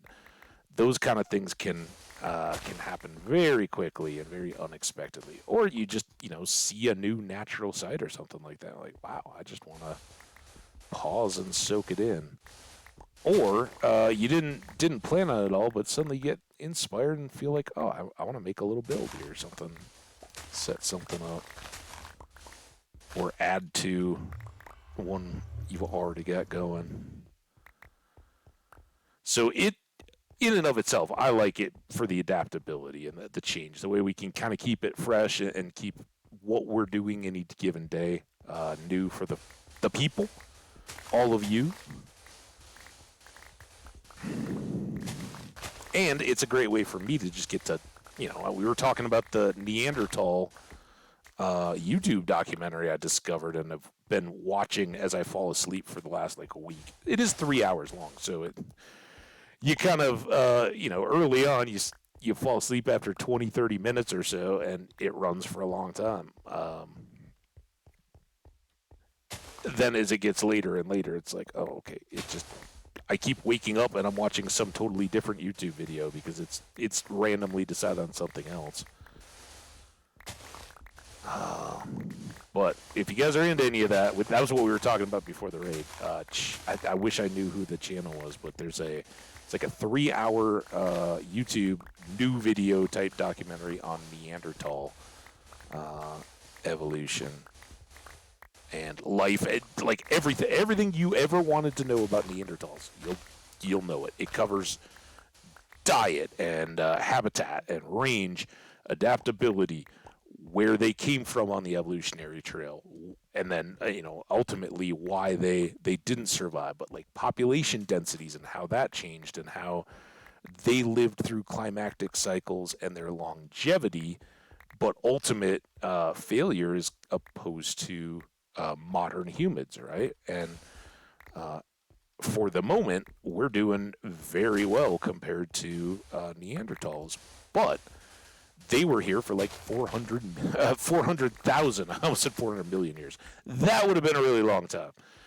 They've been here had their dominant time in across Europe, Asia, and Northern Asia, parts of Africa, and into a little bit of Eastern Asia. For far, far longer. And it's kind of like Egypt, right? The historical old kingdoms and new kingdoms of Egypt and all that.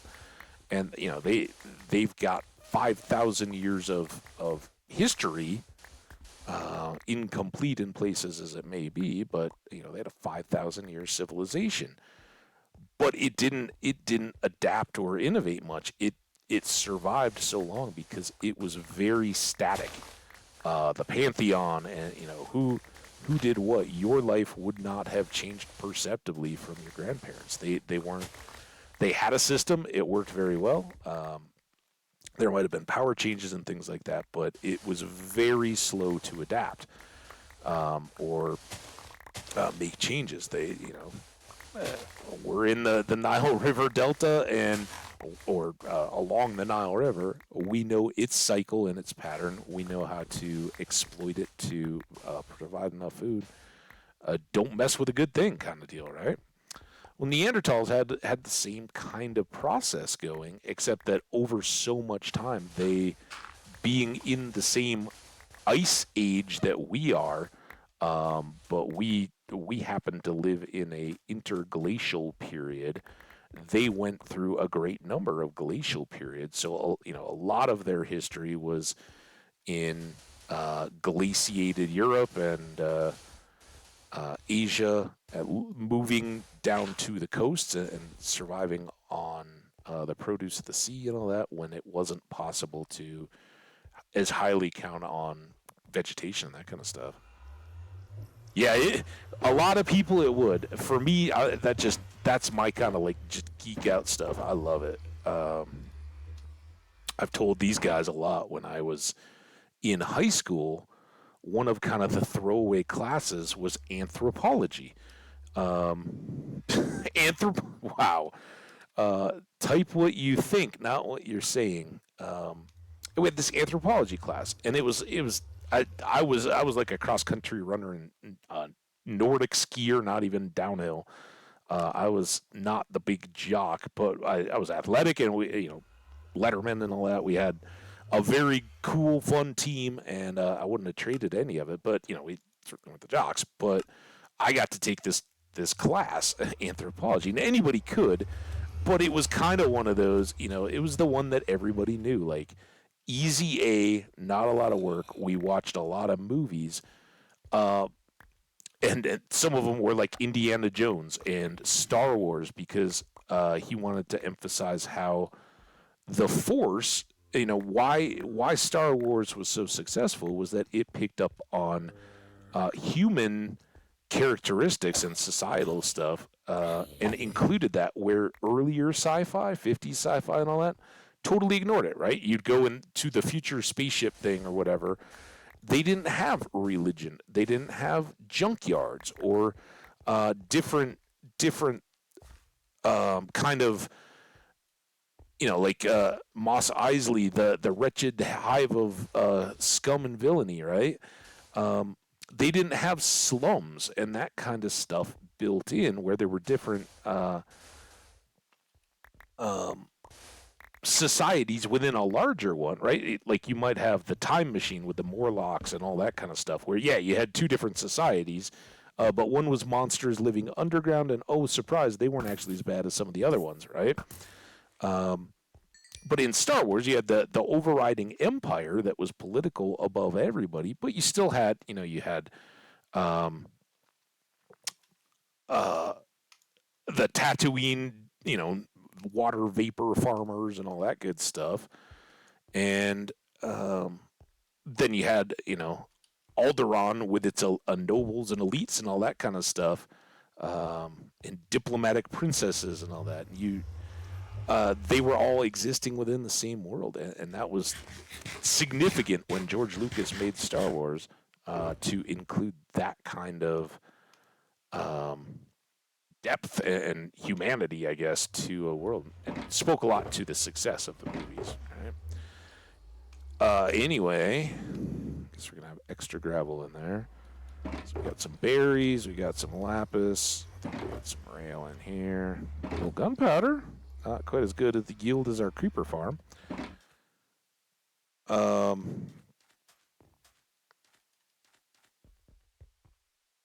But yeah, whether it's a sleep aid or just to put you out, or because you're into that kind of stuff. This is the first one I think we checked, and there were no books or anything. But we were a long way from home without shulker boxes when we first came here, so I couldn't clear up any of this. I should probably grab the carts too.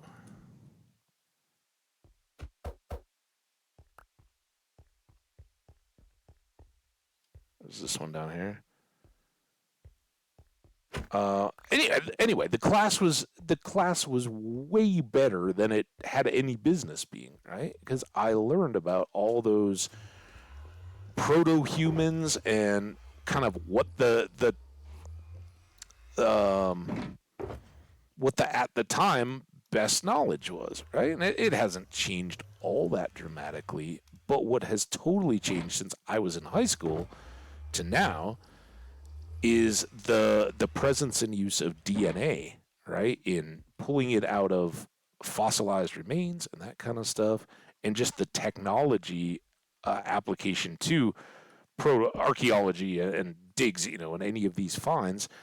Now, they can basically start if they're working through compressed rock mud, right? And there's a footprint or there's an impression of a bone tool or something where the bone has decayed and gone away. But by that time, the dirt had overlain, so now there's a cavity. They can use the ground penetrating radar and all that kind of stuff to actually like get 3D printer images of the stuff that came out of it. It's mind-boggling, and it was really cool to see all that in this documentary. And he's talking to a professor who explains, a lot of the stuff going into it, and helps keep it from just being, oh, I'm a random YouTuber and this is what I think. He's getting the actual scientific or academic knowledge, the stuff that has papers and is peer reviewed and that kind of stuff, that can actually hold a little bit of weight. And some of that stuff is just amazing what they've begun to determine, and how actually cross related the two groups were, and they are distinct, right? It's not that we evolved out of or into Neanderthals. We were a distinct offshoot of primates, and all within the Homus family.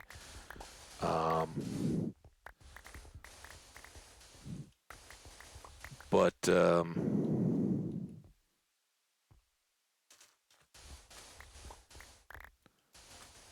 and we could still interact, and did. Like, they were contemporaries in particularly in Europe, but I think all around uh, those populations coexisted, right? You would kind of look out across the valley and, oh, look, there's those Neanderthals again, crazy kids, look at them. And in fact, we all carry some Neanderthal DNA, and it's not widespread or prevalent, but it was enough to confirm that there was the ability to interbreed, and that it did happen on a limited basis. Not enough to morph or merge the species, but enough to, that we're of somewhat common stock, right? Mind-boggling. But again, just the time scale, like 400,000 years they were doing their thing, and they did it when their max population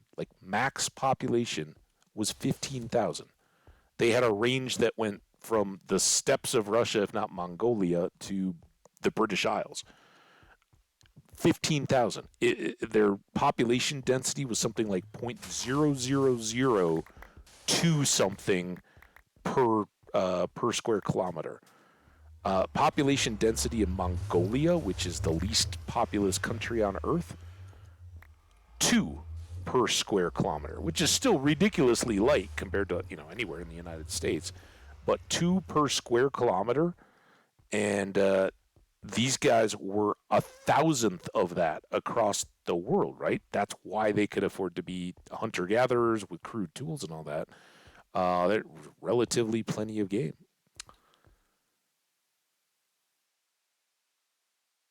I think that science has come a lot further than it is, and yes, DNA analysis of it's like the DNA analysis says that like 1 in every 200 people has Genghis Khan ancestry, right? Um, DNA doesn't lie. You can go through. I know it's still a relatively new science, but they can pull out those strands and say, yeah, there was enough crossbreeding to leave residual traces in the DNA record. Um, but how much that actually was, I don't know.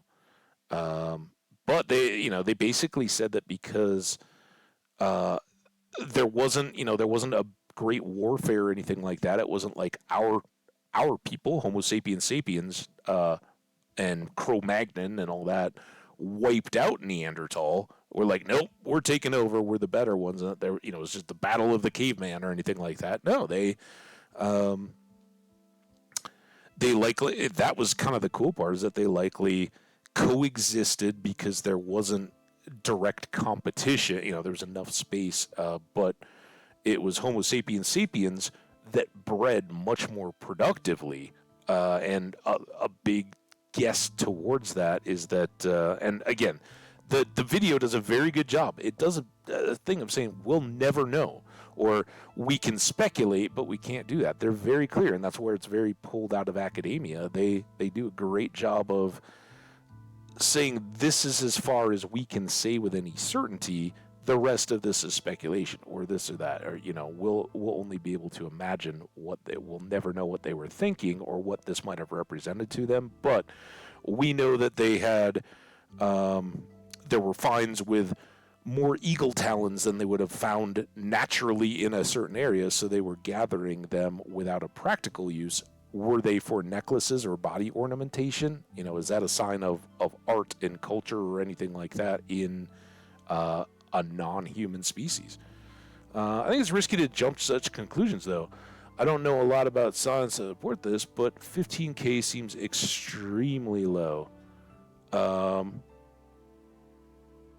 Yeah, I don't know. I don't know. I wasn't watching that closely yet. I don't know what they were doing to extrapolate those numbers, because again, you're basing that on fossil records and finds, and I'm sure that there's ratios to build it up. But when you've got nomadic family bands, and what they can go from are heaves and finds and get fairly good estimates of what the typical size of a tribe slash family slash unit of Neanderthals were versus a tribe slash family slash unit of Homo sapiens sapiens, and they say, well, these ended up with like 3 to 4 adult males, like number of females, four young adults or children in the mix. Whereas for Homo sapiens, if you had the same number of adults, you had 17 children, right? You had a high number of young or next generation replacements. Where with Neanderthals, it was kind of sustained and lower, and then they can kind of distribute what that range might have been. I guess I don't know. Yeah, it might be easy to dispute it, but that's what came out of there. And again, um, these are not modern humans, and the way that they arranged and adapted, and their dependence on getting kills of large game and not having refined cooking and some of that kind of stuff that would give them more protein out of their diet. So there's science. It's fair to question, always fair to question it, right? What the conclusions are that are being used to extrapolate that data, and there's always blind spots, right? So I would never say it's absolute, but they seem to do a very good job and a conscientious job of mapping out what it is. I definitely recommend checking it out. Yeah, oh yeah, it's fascinating and it's fun to just think about, right? It would get pretty dry if you were the one sitting over a site somewhere, or trying to write the algorithm that could help determine the age or the rate of isotope decay that would tell you the age of some of these things, right? I think it would get pretty slow and few and far between. But when you can go from when I was in high school to now and watching a documentary and go, wow, a lot of stuff's jumped forward. That's the kind of pace I love to get in on it. Uh, oh, nope, this one. All right, we've gotten a lot of sand from here. Should we go around that way? Should we go out to the island? It's almost sleepy time again. Should we bust out the wings and fly? Let's get.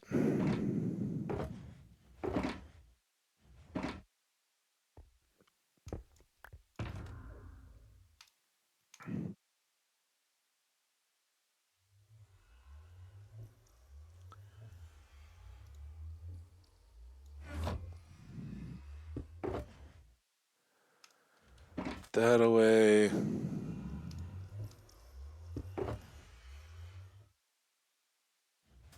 Those away.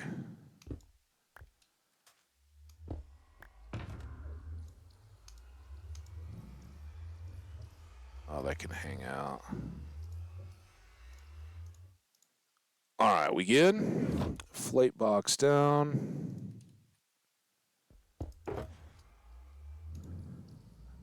Just need a stack. I'm not going far.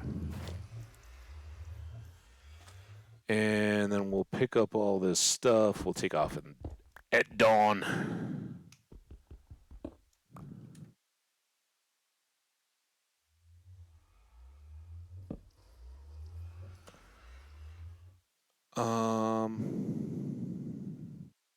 Dude, Odium, it's great to have you, man. I knew in chat, it's like, dude, yeah, you're not.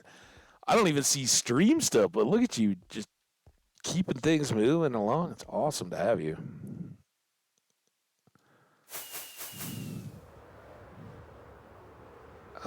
We did regular sand quarry out of here. I'd just like to find a big expanse of red sand that's, kind of flat like that.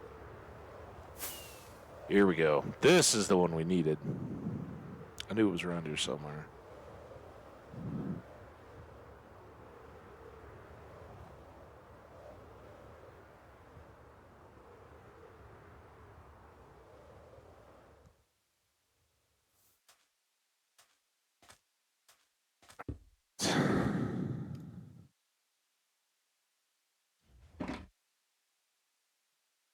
just in case.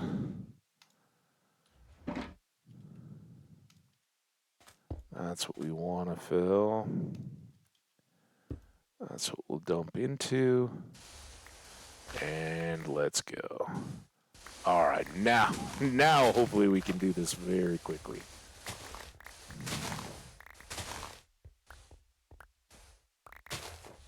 Oh, yeah. Bro, thank you, dude. Thanks for coming and hanging out.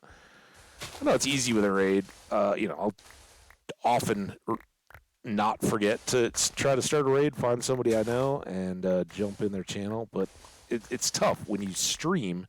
It's like I'll try to leave it up and lurk if I can, but a lot of times I'm like, all right, I'm out the door. That's why I streamed until I did. I got to go. And, you just got to the worst is when you raid somebody and they're just wrapping up. It's like, oh, well, that was fun. By the time I get back from like making some food or whatever, they're gone.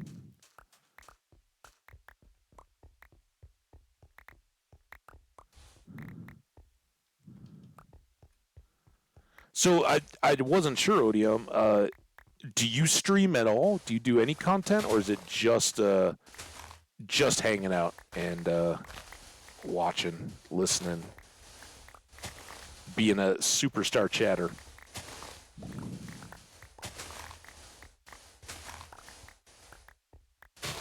You should do that for like all Twitch. I mean, I know, like, right, you can be a VIP or a mod or a top gifter in the channel, any of that kind of stuff, right? There's lots of ways to be acknowledged within chat, but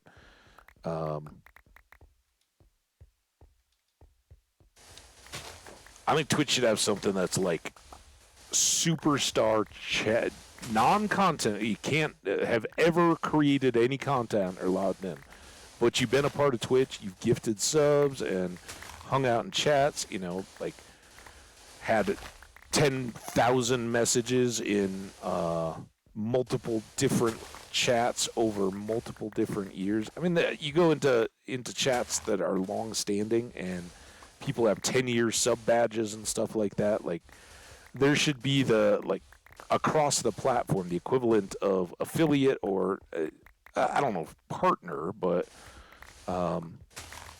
an acknowledged status within Twitch for the people that are, like, never pulled ban or although I think that could be double-edged, right? I think for most of those people to get to that kind of level, you're gonna have said something to rub somebody the wrong way at some point. I saw it, by the way, the other day, and we don't get a ton. That's why I always kind of tease about your likes and comments, YouTubers, all you guys watching on YouTube. Weeks from now, you can hit that like button. You can drop a comment, say hello. I always say, ultimately, we're going to get you over here, have you in the Twitch chat. But I love your comments, and I appreciate them. But yesterday, YouTubers, shout out YouTubers, by the way. YouTube's been growing like mad these last few weeks. I just happened to see, because so the last 2 days my streams have gotten split. One day I saw it all happening on my side. It was like dropping packets, and it might have been something over on the Twitch side, but whether it was an internet point between some streamers and Twitch, it didn't look like Twitch was completely down. But whatever the case, there was about 15 minutes where it was bad to unsteady in the stream, and I had to break it up and make 2 segments, and I knew it was coming. I was like, okay, whatever. Yesterday, I didn't even see it, but apparently there was a quick blip that broke the stream. OBS, for me, still running fine. We had the same full duration stream. It didn't show a drop packet at all. Didn't even know anything had happened. But Skash had been in here and said, yeah, I saw a blurb. And I first noticed when I looked up and was like, oh, the timer reset in Twitch. On my stream view. What's going on? And so 2 days in a row, I've had to break the YouTube into segments. because I'm too lazy to go in and stitch them all together, trim them. You get what we get in the stream here, guys. No bells or whistles. So in doing that, I've spent more time on the YouTube Studio page watching okay, is that video done uploading yet, right? So I can start the second segment. And I happen to notice on the part that's normally like scrolled off screen for me, uh, I had 50% on my likes on one of the videos, which doesn't take much because there were only two. And it doesn't even show you the dislikes. It just says there was one like, and that's 50% of your total. I'm like, oh man, somebody. But I guess I don't know. I don't think I've ever dropped a dislike on a video. Um, and I think it's kind of like my take that I think everybody should work in a restaurant at some point in their life. You need to get that experience of what people go through to get you your food at your restaurant that you like to complain about.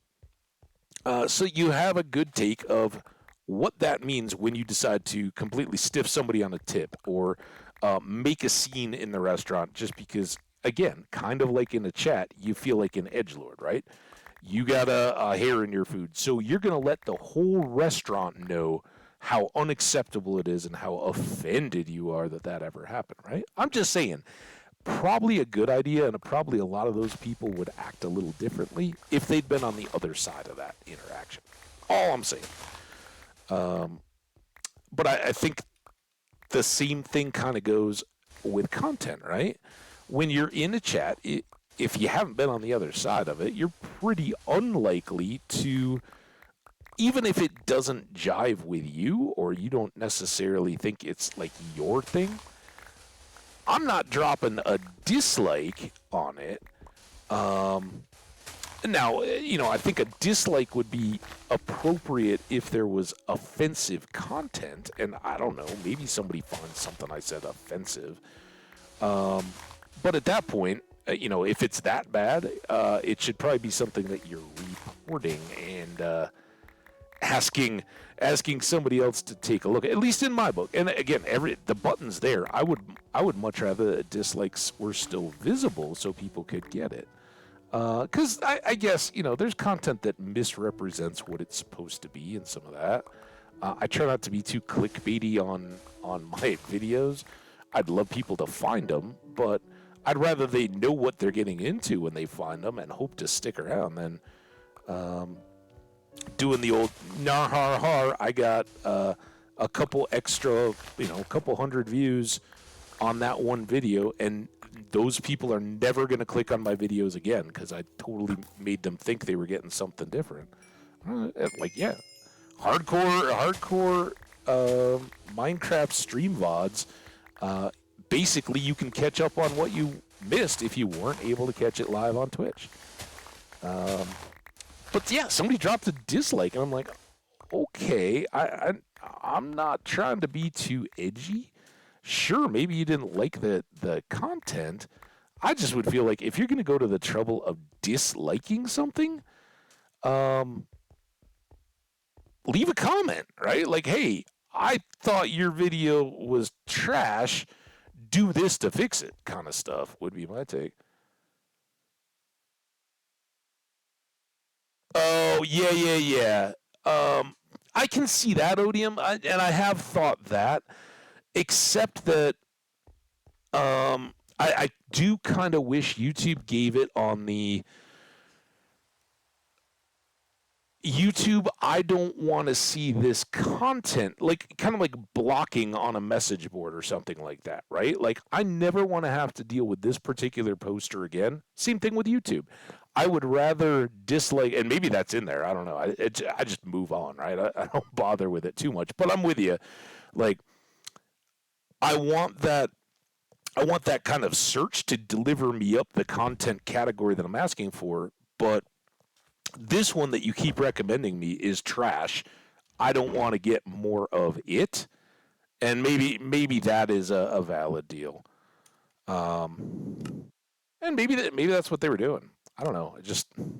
It's so rare for me And that's not a trying to flex or anything like that. Just I think I'm a you know, I laugh. I'm like, I try to be PG-13 occasionally, especially in a game like this. Like it gets under your skin, and you drop a world or you get in a bad situation. I definitely drop some f bombs here and there and stuff. I don't mean to because I know we do pull a significant younger audience too. I think my like talking about Neanderthal documentaries and stuff like that tends to gravitate it more towards people my own age and people with similar life experiences, sharing stories about work and that kind of stuff. Um, all of that plays into helping to shape who's going to stick around in your audience. But I do, I learned a lot back when I was I was always an adult when Minecraft was out, but when I first started learning about it, and watching YouTube videos and all that, I was glad that people were creating content where I could learn a little something about the game without having to listen to a bunch of edgy takes and butt jokes and stuff like that. So I'm okay with that. But personally, I do. I'll go get some of that content too, right? I'm not gonna be offended if I go into your chat and profanity is common or anything like that. And I always say it in the chat. I'm not gonna babysit the chat. I look at Twitch as being designed for people over the age of 13. If you're younger than that, you're not supposed to be here. I say no ages in chat. I don't want to know how old you are. But expect that you get kind of a 13-year-old expectation of language and content and all that.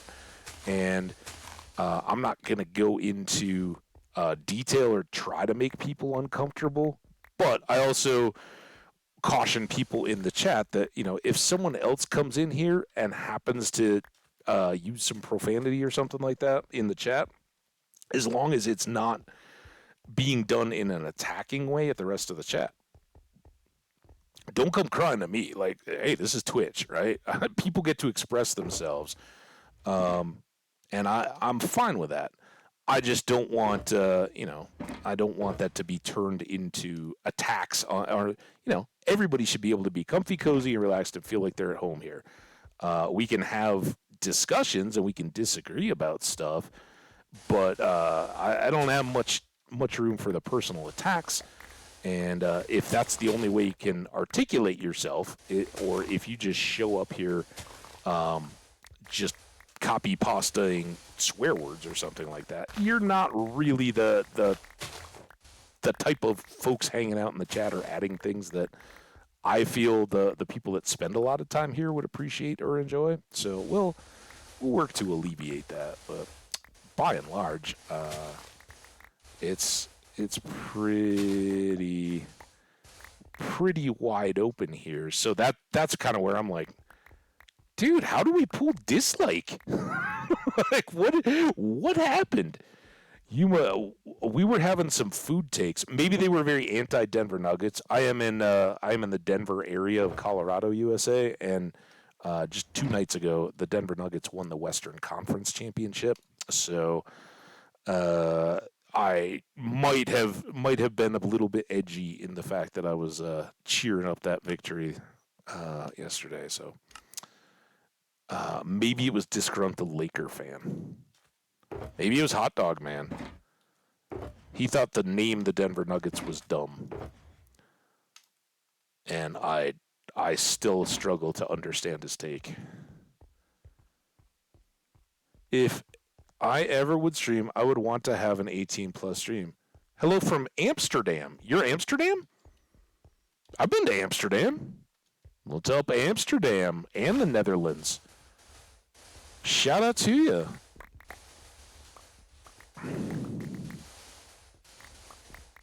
Speaking of which, I was supposed to find out where.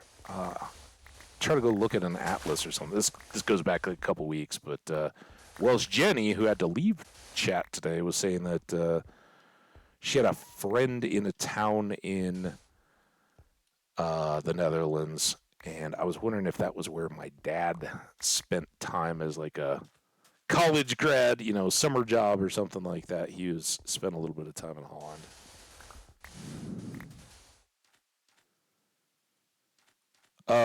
Nice. Whereabouts in the U.S. did you get to go?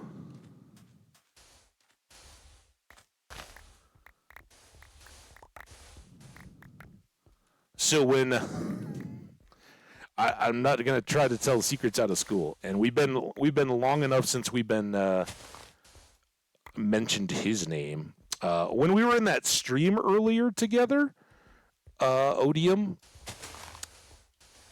I was admiring some hand rolling skills, and the place where I saw that as impressive as anywhere, and it was both there and then back in the U.S. because we used to have offices in Amersfoort for my company.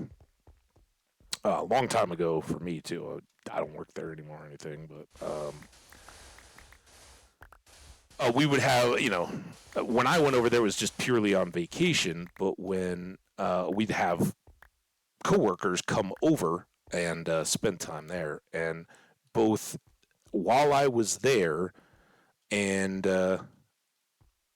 Louisiana. Oh, I love Louisiana. The food. Woo, I love the food. New Orleans. Get some music. Get some food. Anyway, you'd watch these people, and in when I was there, it was watching them hand roll cigarettes, and then they would sprinkle in the hash bar stuff, which at the time it was. I mean, it was readily available, but it was still very, very much a controlled substance in the United States back then. So it was like here in Colorado when they first made it recreational legal. Uh, Basically, by that point, I'd outgrown much interest. I don't know. I'm still not opposed to it at all. I'm very much in support of it being legalized and people being able to use it as they will. But any of you guys that think, oh yeah, I'm gonna be the Willie Nelson sitting there at in my 80s every day user, there will probably be a little higher percentage, but for a lot of my friends and I, you outgrow it a little bit, and it's not through lack of anything. It's just it like booze and anything else. It gets harder the next day to get clear and be ready to take on the world. Anyway, side thing. We were gawking tourists there with the whole coffee shops and all that kind of stuff, and this dude, we like walk in. We don't know anything. Like, oh, how's this all? Like, how is this or what does this work like? And friendly enough customer there is like, oh yeah, I'm in. I'm buying this stuff, and then this is how we do it. And he made like I don't know what the ratio was, but basically he made a hand rolled cigarette, and then just sprinkled in a little bit. And hearing, at the time, I'm a college kid and all that, and it's like, hey, what big old Marley can you create on your own? Um, oh, you went to Jazz Fest? Oh, I am jealous of that. Uh, Often considered it, never actually made it to Jazz Fest, but dang, that is strong, dude. Um, yeah, usually the times that I've been to New Orleans, think all of them have been for we do a fantasy football draft, and the U.S. football season starts in um, early September. So usually it's like the second to last or last weekend of August that we travel, and it's a bunch of my college buddies and I, and now we're all middle-aged old dudes, but we all still get together. We've been going for 20 years. Um, where we'll travel somewhere and get together and do a little fantasy draft, have a big old steak dinner on the Friday night. Um, if we're in New Orleans, we'll probably go catch some live music or something. Back in the day, used to be a lot more about just going out and hitting the bars and all that. Now we, see a little more of whatever city it is, play some golf maybe, do, just hang out with the guys, catch up, see how life's going, hear about families and all that. Um, So yeah, we usually end up there not at the time that you would set up set up Jazz Fest. It's usually super, super hot and super, super humid. And we go to places like Phoenix and St. Louis and Las Vegas, all deserty hot. Dallas, that's where we're going this year too. Um, yeah, it's it's crazy.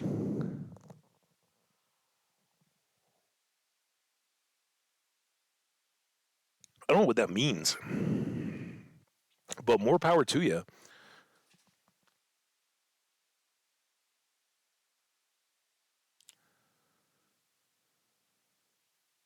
Yeah, exactly. May is beautiful. One of our buddies lives down there. That's a big part of why we always end up south. Like so many people live south, but I'm like, dude, honestly, if we're going every year in August, why are we not going to places like, I don't know, Alaska?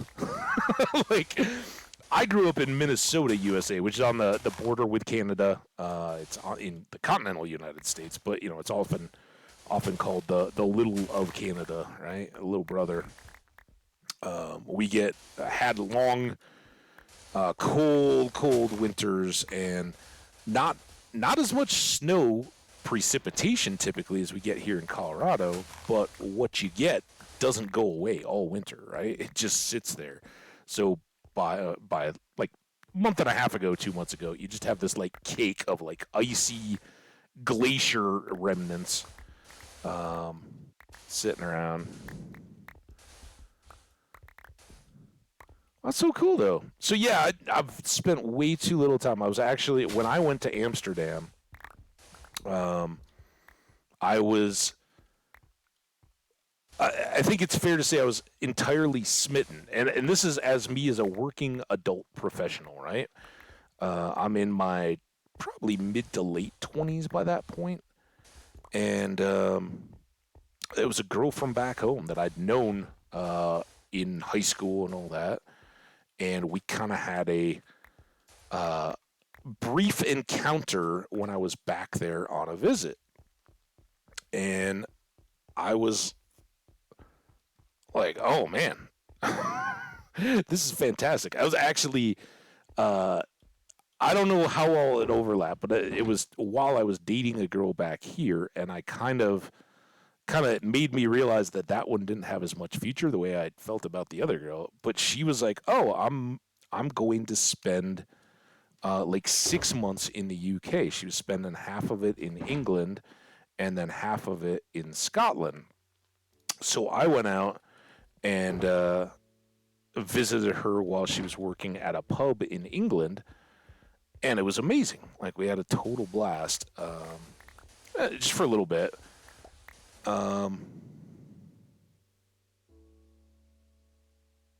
okay. See,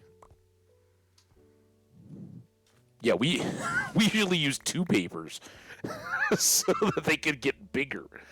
Um, so anyway, I follow my heart and attraction and all that. And while I'm on that England trip, she's kind of in the like, yeah,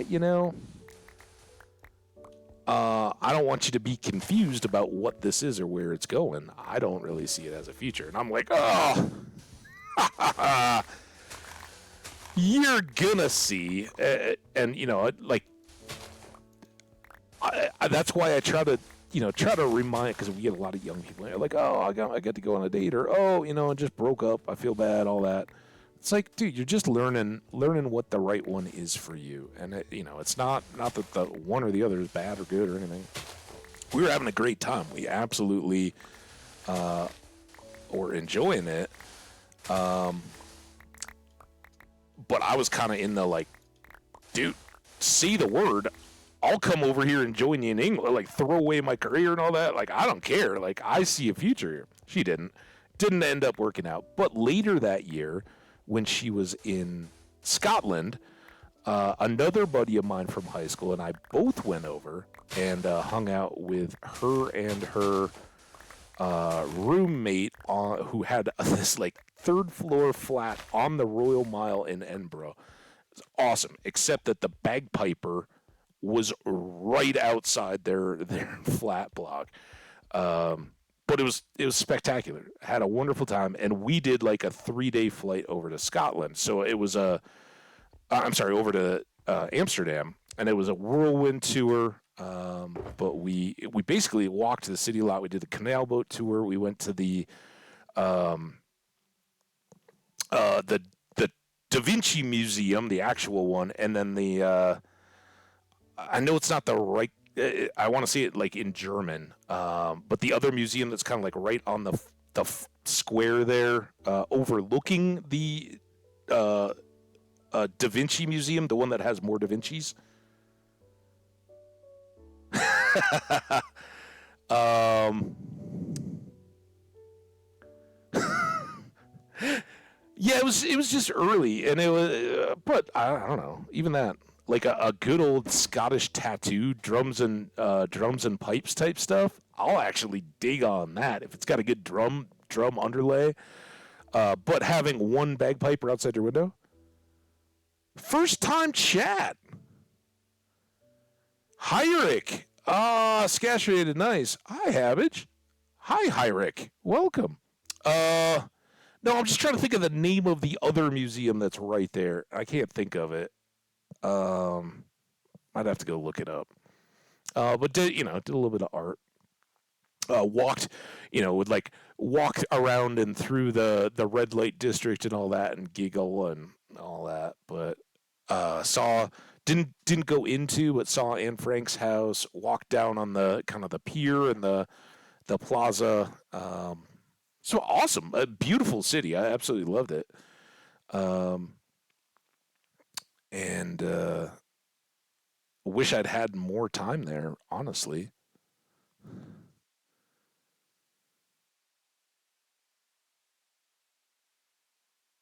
Probably the Rijksmuseum, because I wanted to say it was the Rijksmuseum, but that wouldn't have been fitting. Is it the Rijksmuseum?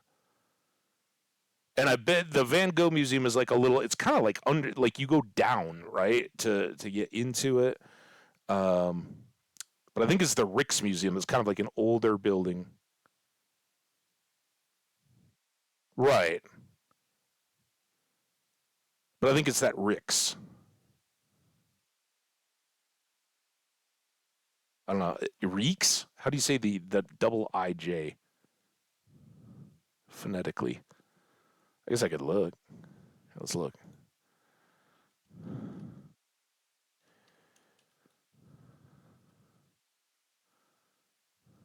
Yeah, that's totally it. The Reeks Museum.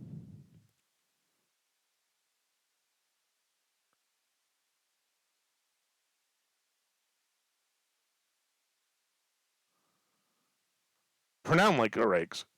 No, stop with your horrible words.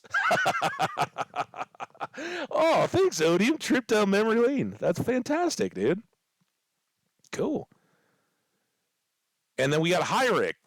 How you doing, Hyrick? Welcome. Odium. I don't know if you guys know each other from Skash's chat.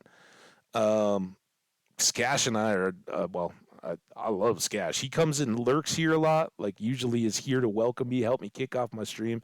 Then he goes to sleep for a few hours, wakes up, still in my stream, and is like, "Hey, what's up, man? No, I'm back now. I'm ready to go." Like, dude, all right, back to it. How are we? This is why we're so close. Come on, Sand. Odium, you are the star of the day for helping keep me going through this grind. What else should we talk about? What else you guys got? I'm doing awesome. Thanks for asking, dude. You know Rick from all over the place. What's up, Rick? Glad you could be here, and thanks for chatting. Um, yeah. What else we got? Got all these new people. So, like I said, I'm kind of he well versed in Europe American because my dad grew up in outside of Leicester in a place called Loughborough in England, and he he was a pretty old guy when I was. He's awesome guy. Love him to death. I'm going to go out and visit him for his birthday here in a little bit. But he came to the United States in the 60s, met my mom, all that good stuff. Had my older sister and then me eventually. And for a very brief period of time, I was a dual citizen. I actually I didn't ever have a British passport because I was, I think, 2. The first time that my folks took me over to meet the UK side of my family, and when they got there, there was issues with the passports or the visas or something like that. They had to get to the Chicago airport, I think. So as little kids, we had to be on like a family passport, and whatever the deal was, they had to, they could have gone through the process to protect our dual citizenship, which had been their intent all along. But it was one of those deals where it was like, well, you can reach out to England and get that all validated and confirmed and all that. You're not getting on this flight if you do that. So they kind of had to make the call. And of course, my dad was like, my life's here now. I've moved. This is my family. This is where I'm going to be. He's very proud of his heritage, and we're very proud to have family in England that has been awesome to us, and we try to be to them when they want to come over and all that. And having that multicultural background, but yeah, I would like to think I know a little bit more, particularly about the UK, where I've traveled the most, probably, than some of what you may get in US streamers. There's so much America. A lot of folks don't get the chance to experience much of what's beyond it. But I think Twitch is amazing for that. I love it. You even know how to spell it, dude. Holy crap.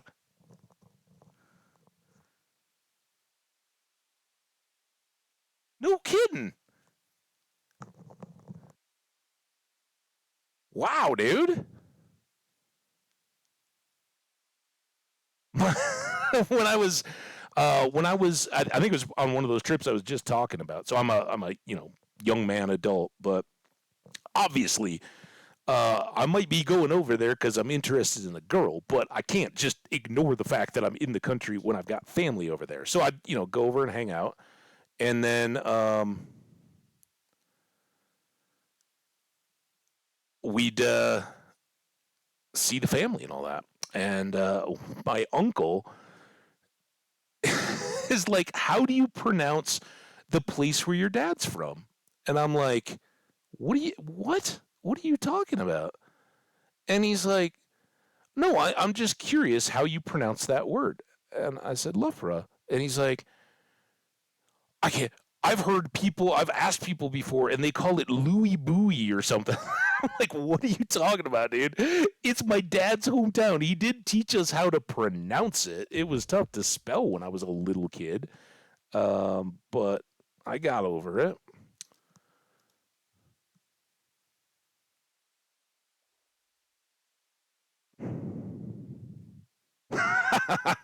So hi Rick. I assume that you're from somewhere over there in the UK. Welcome. We got lots of awesome viewers. Always have from the UK. And it's great to have you. Welcome. Um, so yeah, what the real deal is going on right now is my dad more than me, but we're both kind of watching as Leicester City is making the slow, inevitable march towards relegation. That hurts. I can't say I ever really claimed allegiance to a team or anything until Leicester won the championship in 16, was it? Um, but that was kind of through that I kind of got plugged in, and it's fun to have an underdog favorite team, right? So I've been not a ravenous fan, but I definitely watch for their games to be on. I don't have like a big soccer package or anything like that, unfortunately.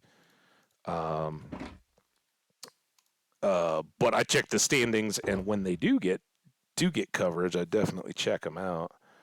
But yeah, looks like that's not gonna till they sort things again. That's not coming back. A little bit of a bummer. I'm trying to get wings. Is this my flight box? It's right in front of my face.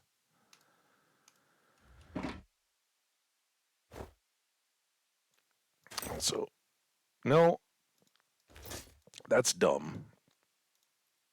Because we're gonna go right back through the nether. Do we have everything we need? You guys are so awesome. You totally distracted me from everything I'm supposed to be doing right now. All right, we got 3 ender chests. We've got our tools and our supplies. We've got our rockets. We got a box full of red sandstone. We dumped the other ones inside the ender chest. I think we're good to go. Let's blast off here.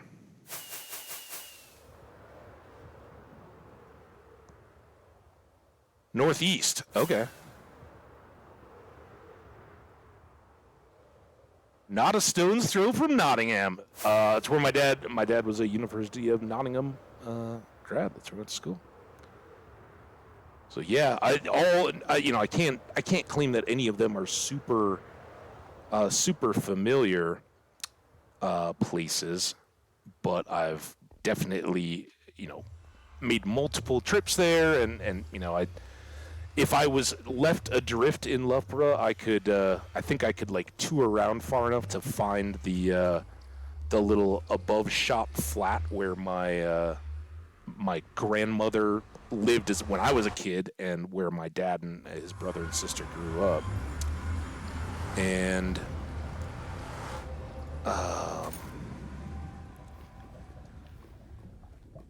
have been through Nottingham.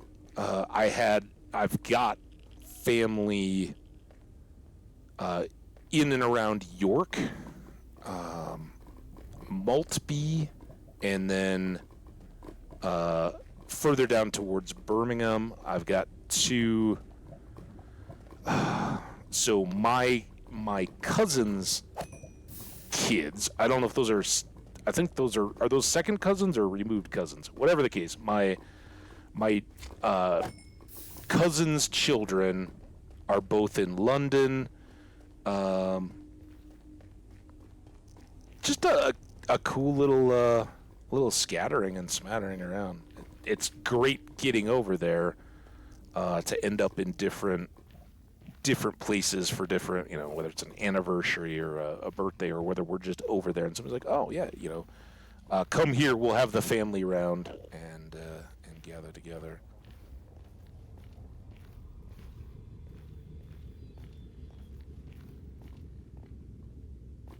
Kron is from Nottingham. Nice.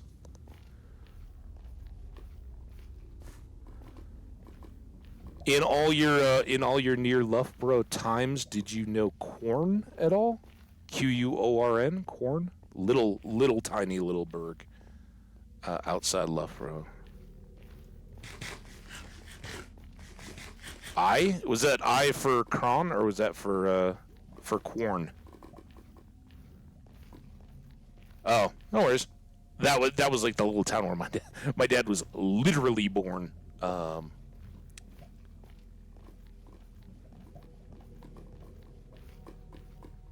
it's cool. I love connect, like, coolest thing about Twitch. All the connections around the world, right?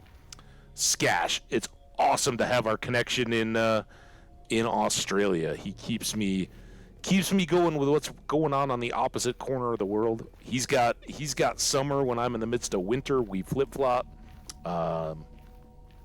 He can complain about being chilly when I'm roasting, and I get to get a little bit more chilly while he gets a little bit more roasty in my winter, his summer. We got friends in. I think we've hit the continents now. I think, well, except for Antarctica.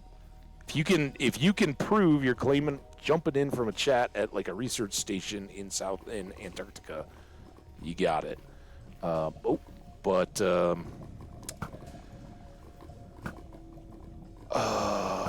we recently had Sam start hanging out from South America, loads of Europe,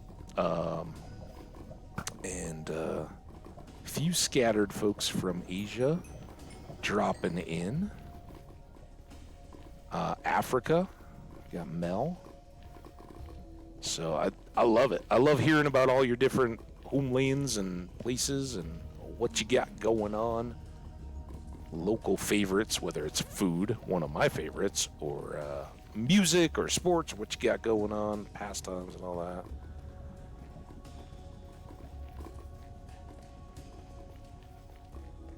Yeah, right on. I knew it was one or the other, and I figured it was just a little bit of the chat lag going on. I would have been like, wow, you were really on that.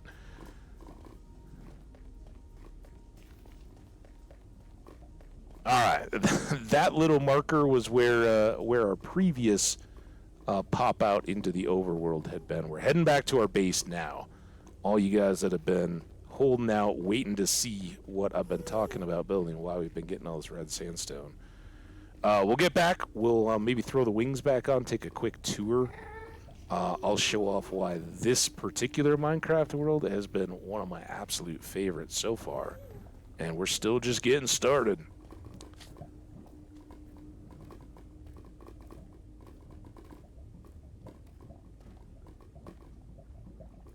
My father-in-law went on one of those Antarctica tourist cruises last year, but I can't say I know anyone who's yeah. Back when blogs were a thing, like instead of streams or anything like that, or even vlogs or podcasts or anything, back when it was blogs, and I was I guess I am still, though don't get out nearly as much as I should. But I used to be a pretty dedicated amateur photographer. And at the time, I followed a bunch of different nature and photography bloggers. And there was this, I think he was an ornithologist, like a bird guy. But also, did some photography and all that. And dude had a crazy, crazy wild adventures life. He got on a science team to do bird counts in Antarctica during their summer. So he actually, it wasn't just the tours cruisy thing. He actually stayed there and did research. And he also did the Pacific Crest Trail, which a lot of people know the Appalachian Trail, which is it's like a hiking trail that goes from the mountains in Georgia all the way up to Maine, all the way along the spine of the Appalachians. On the eastern side of the country. Well, on the west, there's a lesser known and more grueling trail called the Pacific Crest.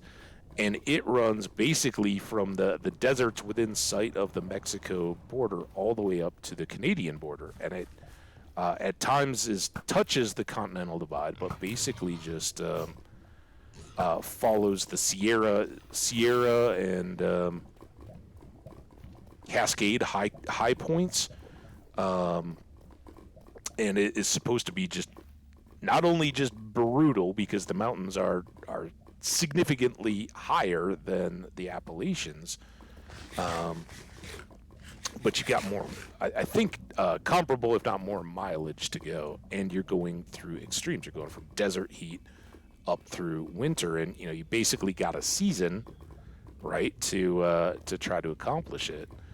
So he blogged about all that as he was going too. So some cool adventures. It was a great thing. But I think that's the closest I've known. I did know, sadly, a friend who's passed away. But she had been down. She was also a bit of an amateur photographer that I didn't know at the time. But I was at her place and like, oh, these are cool pictures you got here. She's like, oh yeah, I took those when I was down in Antarctica, and I think she went on one of those trips. But I think she went to compete in the Antarctica Marathon. I don't know much about such things, but I think that was her deal. A bird guy. He gets to all sorts of places by looking at birds and wildlife he might come across. Yeah, dude, man, I'm with you there. That's how I got into all that. It was I blame whales. I was on my one trip to Hawaii for a friend's wedding, and the fun side story is um, me and a bunch of my buddies, like the groom. Well, we knew the groom and the bride, so it wasn't like it was one side or the other. We knew all of them very well, and but a bunch of us college buddies and stuff all rented a house for their wedding, and we're all hanging out there. It's kind of like, guys, please. And the two girls that came with her stayed with all the families in this bed and breakfast, and theirs was like the drama, like it was like two different TV reality series. Like theirs was the drama, ours was like the reckless, crazy party, um, where people came back drunk and decided to sprinkle cheese in the beds of everyone else. So not only did we know exactly who did it, by whose bed was not all cheesy, but all that, like it was just crazy fun. But anyway, they all were like, "Oh, we're gonna go deep sea fishing," and I'm like, "You guys are crazy, dude." They're saying you have to be at the docks at like 4 a.m. and we're not even going out to like. No, I don't. Just count me out right now. I don't need that in my life. And the girls were going to a whale watching boat trip, and I'm like, that leaves at 10. Sign me up. Like I'll come find all you. We'll all go whale watching. That sounds perfect. Let's do it. Um, so I went whale watching, and we had the most spectacular, like whales all around the boat doing all the different poses or whatever the whales do. And here I am with my little point and shoot camera up, being like, this ain't getting it done. And I got the shutter bug bad, and basically the same deal. I didn't have a particular interest in birds. I just wanted to get out and photograph nature, but birds happen to be the best kind of target. So I'm happy enough to say I became a bit of a bird watcher. Had some lists and all that kind of stuff. It's all one of those things I definitely enjoyed, but it kind of moved on from a little bit. But yeah, taught me a ton about the world, and like Twitch, following some of those people online back at the time exposed me to a bunch of the world, and there were certainly a bunch of UK Twitchers and American birders that were showing off their parts of the world as they went. All right, you guys get the tour. Thanks everybody who's still hanging out. You guys rock. So this is my world. It's called 42. 42 is a literary reference. It is the answer to everything. Anybody know that reference? All right, this was our spawn mountain. We spawned in these trees somewhere right in here. And at the time, we're like, oh my gosh, this is not ideal. But we survived our first couple nights and got iron out of the mountainside. And looking out here, we're like, ooh, this looks kind of cool and intriguing. Then we kind of farted around a little bit on the mountain. We discovered that there was a village right here. And I'm like, oh, that's handy. But then we came around this way, and I saw this cool arched mountain. I was like, that's good. At some point, we got down in the lake, but what we discovered in this inland sea is that it was all kind of these cliffs, right? Not good for making a base right on the waterline. Everything was at least 5 or 6 blocks high. So I threw my boat in, and we came around and eventually hooked up here and popped out, or I guess went around the other way, popped out here and started to look for a home, and found, once we wrapped around this jungle, that there was a big rock cliff that I could carve into to make a safe home. Remember, this is hardcore. If I die on those first nights, it's over. We got to start over. And this was already looking cool. So without knowing it too much, I looked for flat land, set up our farms without having done too much exploring. But somewhere in the course of building all those, we went out this way, a long, long way up this coast, and eventually caught a river and came back a long, long way and found this village on a river, and then saw that it was on a lake connected to this village, And finally, without any of my buildings there, followed up this river with a little cut there and found this village. And the whole time I'm kind of like, I think we're getting back towards home. So at the time, I still don't know anything. I come through, put my boat down, and come along this way and discover that I am right here from home. So it was amazing. Not only did I have these 3 villages all linked up, but they were all really, really close to home. Loved it. And I quickly decided that I liked this as an idea to build all these villages together, that we would just expand the populations, improve the villages themselves at times. So we basically made a portal to easily get in and out. We made a villager breeder, and you can see all the villagers there in that middle level. We've got, sorry, I'm trying to get up enough so that I can go slow and let you see things. So there's the villager breeder, farmers at the bottom, and those are all our librarians to get our enchanted books. Lots of fun and adventures, and we've got a cactus farm here that if you look down as we go through, it's got 25 or 6 levels of cactus going down to bedrock, all the way down that hole. XP and green dye or whatever else we might need. But this area right here is what we're looking at next. This is where we're going to put these villagers. I should land. Oh, that's going to be a hard landing.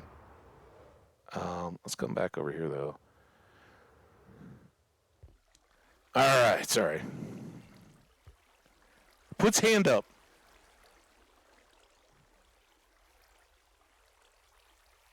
It's like stream came alive. Yep, father-in-law is a bird guy. He gets all sorts of plays looking for it. Okay, puts hand up. What do you got? Hi, Rick. Sorry, I was flying. So here's our cactuses, cacti. You can see all their little bits go all the way down, go into a cooker. Oh, do you? Nice.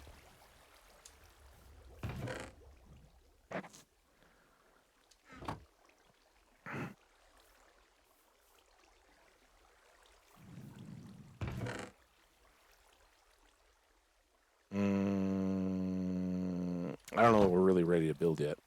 I was just focused on the tour. So anyway, here's a villager breeder. I should not be holding rockets. So these two get crops, feed each other, make young. Young shoot down this hole, grow up. When they get tall enough, they shoot up the hole. Minecrafters may know all this stuff, but other folks just coming in. These are some pretty standard builds. So we've had a lot of these guys. This has just been running while I've been making all the other builds. And they're all ready to help me out in the world.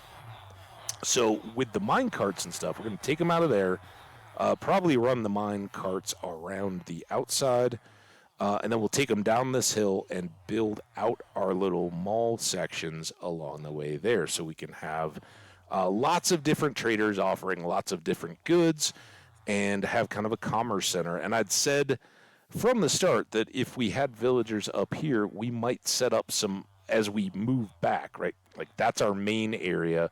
We might set up some little specialty shops up on these hillsides and things where we just drop off a couple of villagers as we go and can have them scattered all around. But yeah, that's ultimately we're going to put a roof on there. We made an upstairs just observation deck.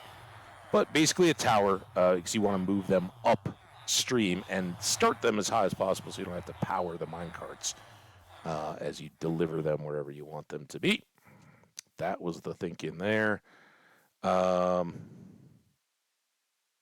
Librarian condos, kind of enjoyed making those. Just a few different materials, honeycomb blocks in between.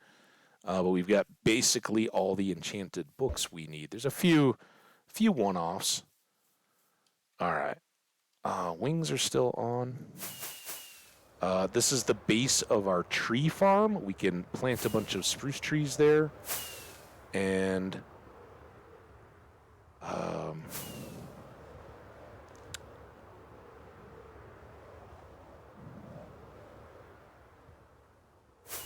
man, I hope we make it.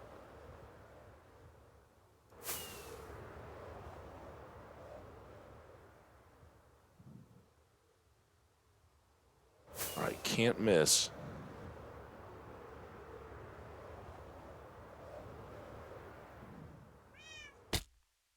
A little rough landing, but I didn't want to miss it. So this is our creeper farm.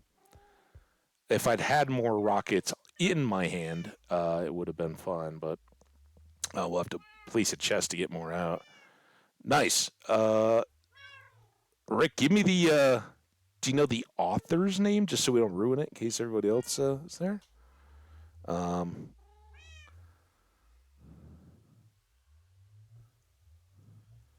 So, creeper farm, right? A bunch of stacks of dirt in a kind of layer cake dark room spawner with trapdoors on the top. Those prevent the creepers from, or zombies or skeletons from spawning and make it only creepers. And then we have cats in each of the four corners that push the creepers out towards these little channels. Water pushes them to the central chute, and then they drop down here. And while it takes a little bit to fill up and start grinding, it gives us lots of TNT, or lots of dynamite, and or gunpowder, I should say, and lots of XP. You can hear them starting to plop now. So they gotta start spawning once we arrive, and then they all start dropping down, and that fills up pretty quickly. And then we can just chop that for our experience. Yes, he is.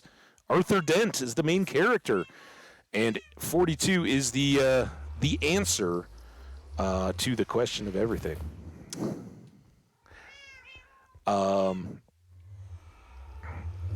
Yeah. All right. I don't think we're hanging out here at the moment. I just wanted to kind of tour around and let everybody see some of what we've got done so far.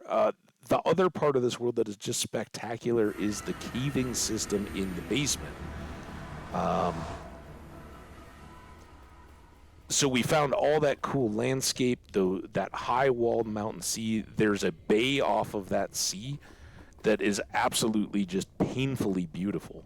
And someday we'll build what I hope is a worthy home or something in that area to enjoy it.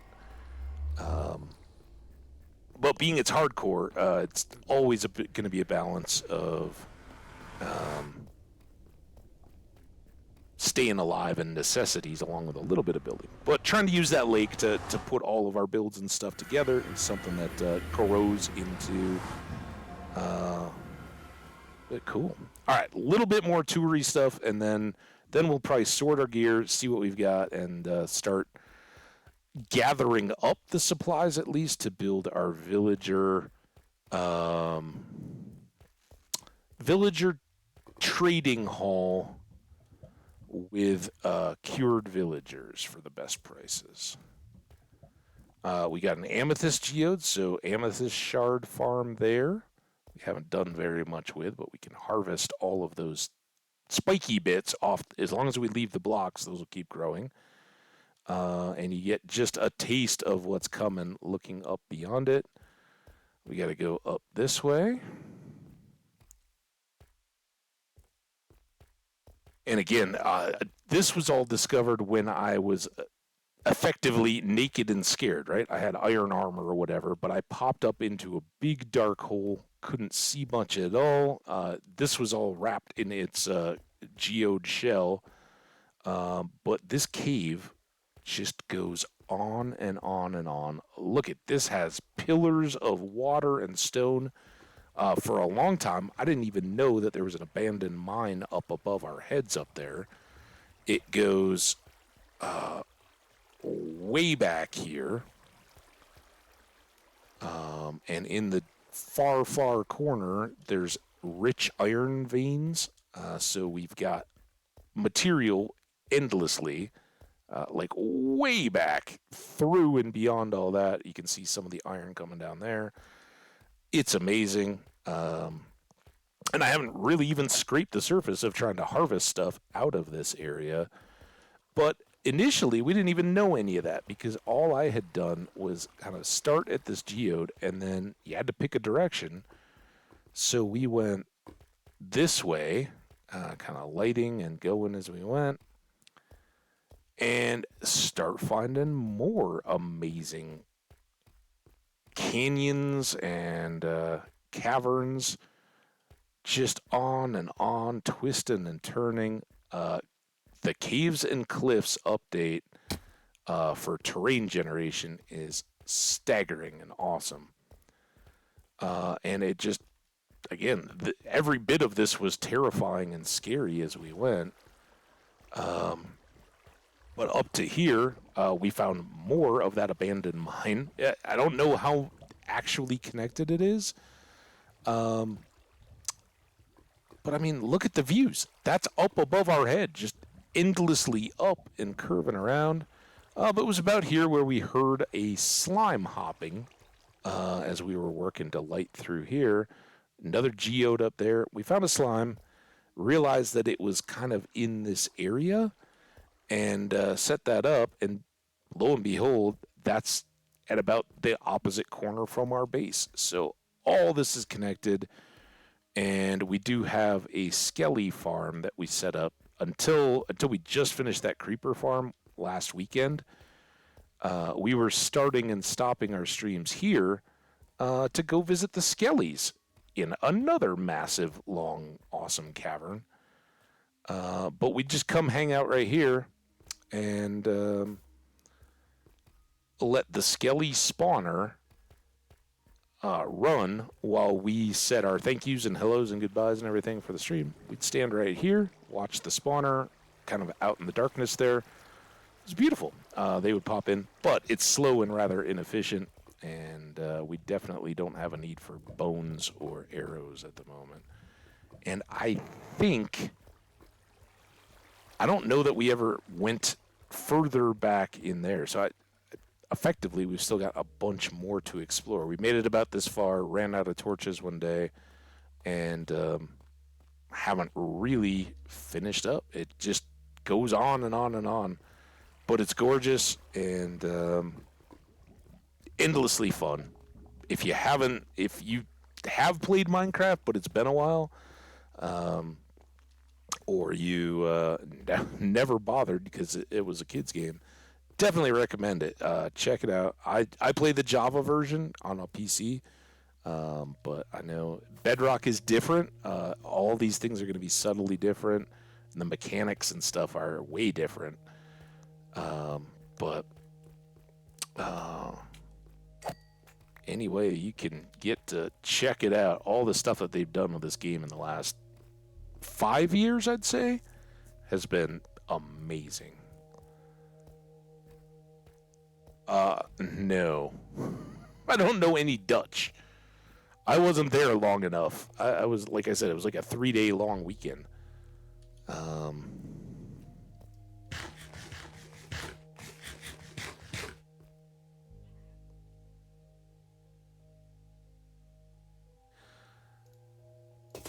I think now, well, here, let's go check out the one last gem. And this was kind of the first gem. We'd come and found our base, obviously, and it took us about 3 in-day games. But this was basically the second stream after I'd gotten started and explored around a little bit. I was cutting this stairway in to come down and get diamonds, and came down and was sadly confronted with a bunch of water. And I was bummed, right? Because that makes getting through the stairs a big pain in the butt. But as soon as I got into this space, I was like, oh, this is something real.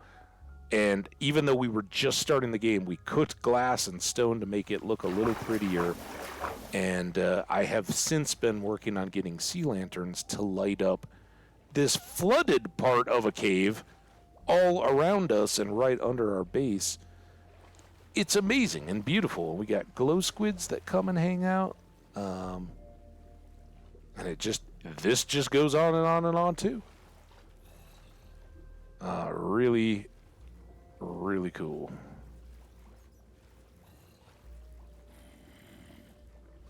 So ultimately, we hope to have this lit up enough that when you come up and down the stairs, you just see the full cave. There you go. Played a bit, not for a long time really, or probably. Tinker on doing daft things and creative, my eldest daughter, but I never really got the MC bug. Never grabbed me either. Yeah, I get that. I do. It grabbed me when my nephew, who's now in college, right, and doing awesome, when he was a little kid and was playing it on his dad's laptop. He's like, "Oh, hey, Uncle Habbage."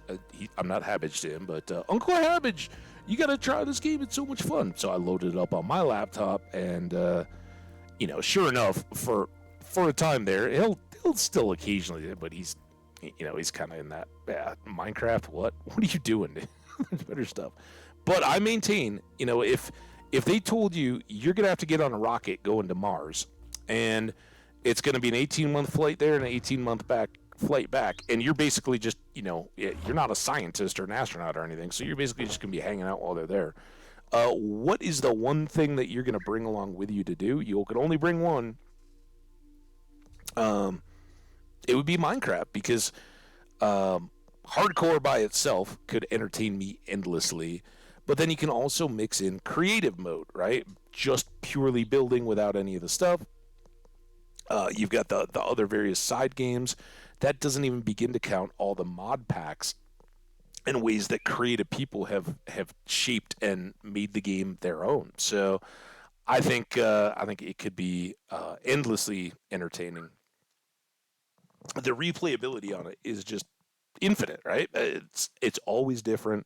Yeah, you want to do different things to get to the same point, but folks here in the chat know, when we come into new worlds, they end up going a lot of different directions, and this is one of the few that we've really gotten to get to the point of building out. Now, speaking of that, we've got. Oh, I was gonna repair the tools. We've got some sorting to do. Anything else got stuff in it? Extra netherrack. See, so I gotta check, and then those are all our stuff. We'll get there.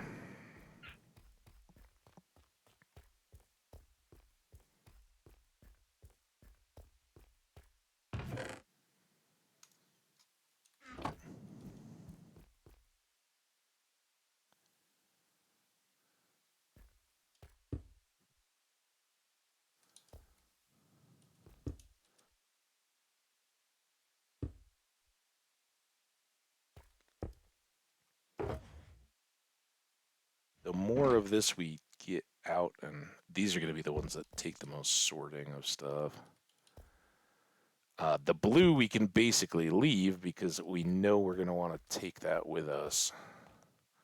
No sense in just unloading it to load it back up again.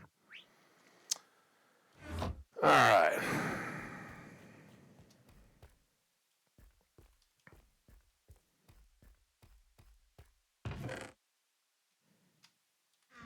And I guess I can put the two odd pieces of red sand away.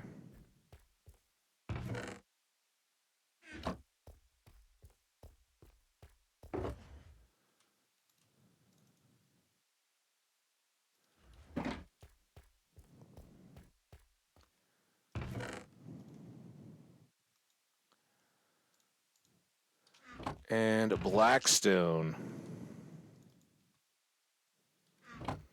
And it's easy when we start clearing these out so fast. All right, let's go over here. We had some no gravel, actual sand and dirt. And the coal is going to be problematical. Here, we'll make this one because there's going to be a lot of stuff to go upstairs here. Terracotta can come out. Gunpowder can come out.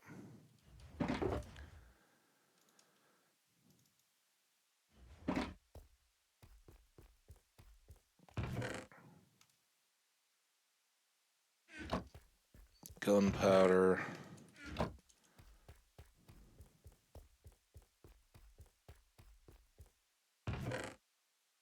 Oh, it's orange.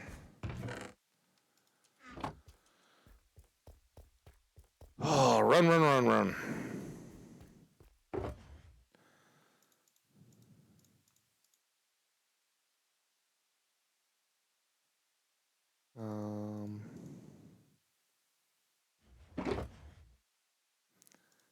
sticks, more pork chops. What else is going upstairs out of this? Nothing. Tracks.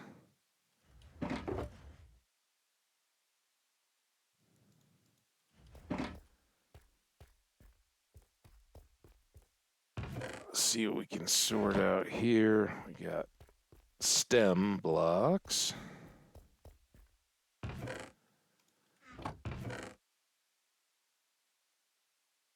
Some of those, not much on the red. The stuff goes over here. Red and blue and leather.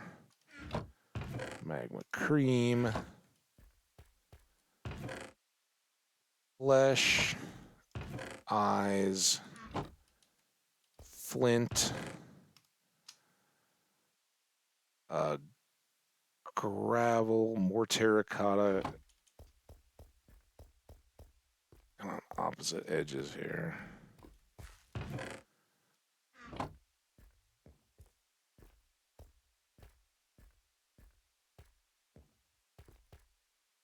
Ooh, thunder rumbling outside. Listen to that. I don't know if you guys can hear it. It's thundery, all right. Fortune. This is where we'd put some of our train stuff. Do I have random? Nope, nothing there.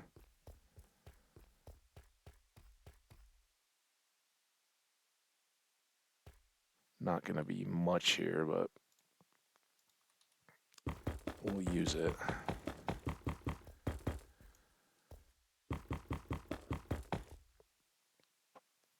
I need to grab some food and sort a couple things. Glad to have found you here off of Scash Raid. Thanks for chatting a whole bunch and showing us your world. If I don't make it back before you finish for today, thanks for your stream, man. Hope to catch you again sometime soon.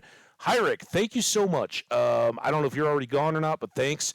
If you are still around, I already had odium out of Skash's. Anybody that comes in here is kind enough to say hey and chat and all that. I follow everybody back, whether you stream and have a million or just one or two or no followers. You come in here and say hello, you got me. So I'm glad to have you, and thank you so much for being a part of it today.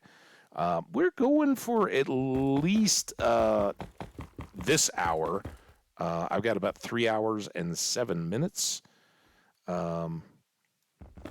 Not that it's ever necessarily precise, but we'll go a full 4 hours, and most of that is probably going to be prepping up gear. I don't know that we're going to get into too much actual building. It would be great if we did, but we'll fix up our couple tools. That was what I was supposed to be doing over at the Creeper Farm. But as you can see, when we're not flying around, it's really easy to get back and forth to these places. Oh, we still got to do all that. This is good, though. And we got that consolidated. So let's go put these away. Boom, boom. Oh, nice. You're here. All right. Hey, dude. I appreciate that. Kind words, man. Awesome. Take care. Always good to meet folks that know familiar places. Look forward to seeing you around, and whether that's in Skash's or any of the other folks I've been hanging out from in his that dude. We had a couple different communities kind of converge, so I don't want to overlap too much, but I think Assassin gets in there some through Skash. Skash is back and forth, so all you guys are awesome. Appreciate having gotten a chance to hang out. Anyway. Dude, there it is. I got that. Hang on a second. Wait, who dropped me? It was Skash that dropped me the gift in dude's thing. Here we go. I gotta flex my dude gear. Yeah, there we go. Heck yeah.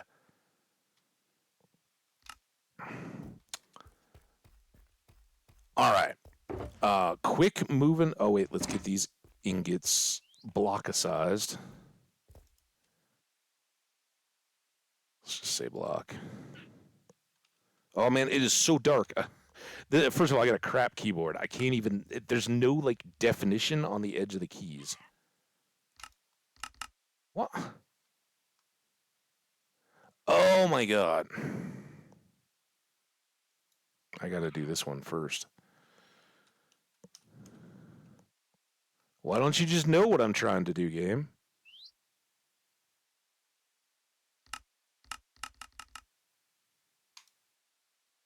Now block.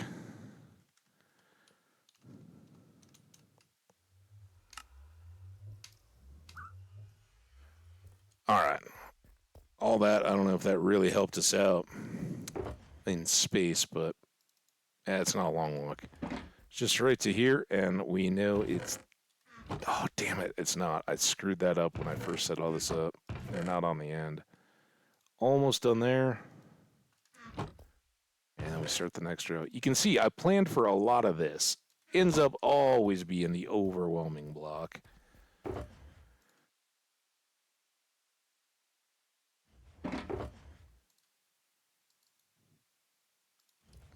Well, that wasn't too bad. Here, right? Ooh, crackly lightning.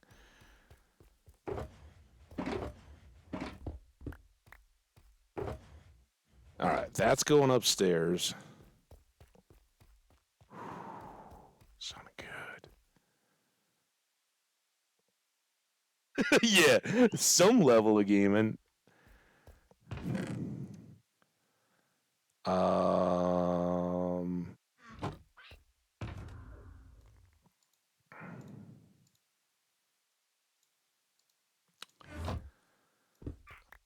Thank you.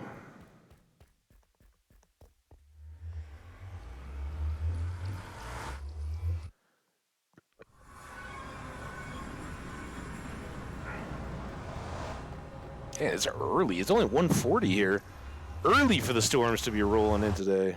I hope they clear though. I'm supposed to go hang out with some friends tonight. Would be nice. With all this, it's still smoky too. The storm, if the storm could get rid of the smoke. Thank you, Canada. I appreciate your wildfire smoke. It's really awesome. We send up our fair share of wildfire smoke too. So nobody here can get too upset. And technically, I mean, theirs is coming when it's not super hot out. So I guess that's more pleasant. What else we got? Food stuffs. Lots of that randomly. Hi, kitties. Oh, we should have asked, Whoa, dude, that lightning, like, flashed through my blinds. Dude.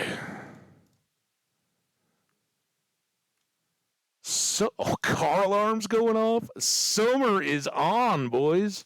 If our power goes out, you'll know why. Yeah, we're used to it out here. It's just usually it's late summer, and then it's California or Colorado or Oregon or Utah or wherever that's burning.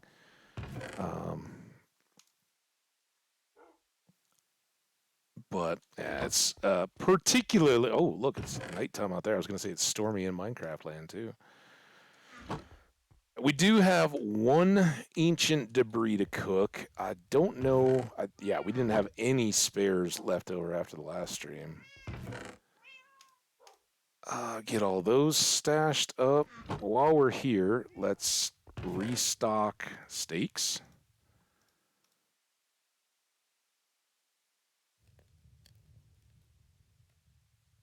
Are you guys getting some of this through the mic?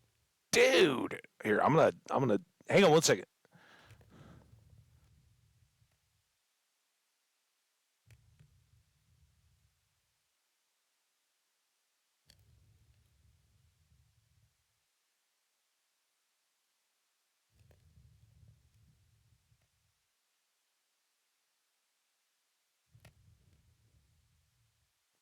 If it gets too crazy or like animals start fleeing inside my apartment as we go here, I gotta close the door again. But we'll let the full sound of the storm come in.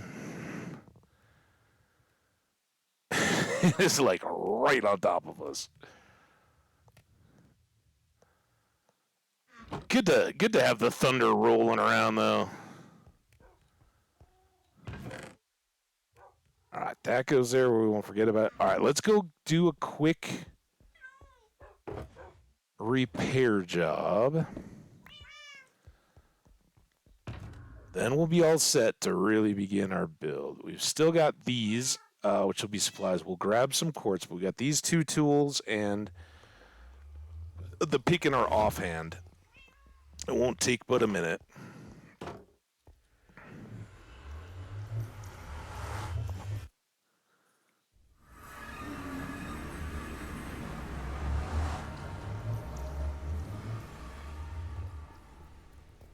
Oh, dude, that one, like, now that the door's got a gap.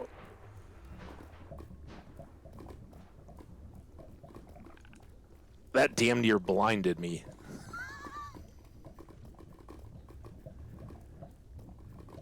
Whoo!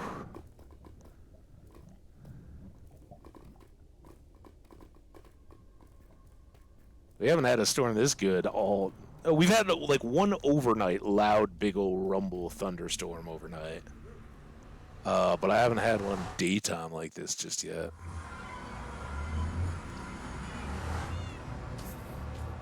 Alright, we preloaded with all those other creepers. So again, the pick that I have over to the left and in that little box on the left, that's in my offhand. And everything's got mending on it. So it will take these experience balls that I'm getting and convert them into restored durability on my tools or armor or anything else. So you can see it went from yellow to more green. Don't do that though. Don't hit the Q button instead of the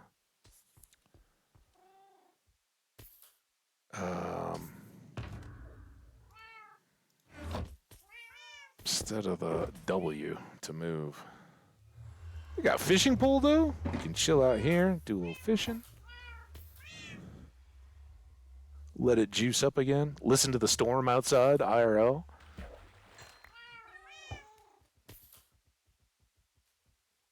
And Odium, if that was your fart, dude, you need to immediately go seek medical attention. Oh, now we're getting, like, big, fat, juicy rain. I do have to just keep peeking a little bit. The other part that I may come to regret after doing this today.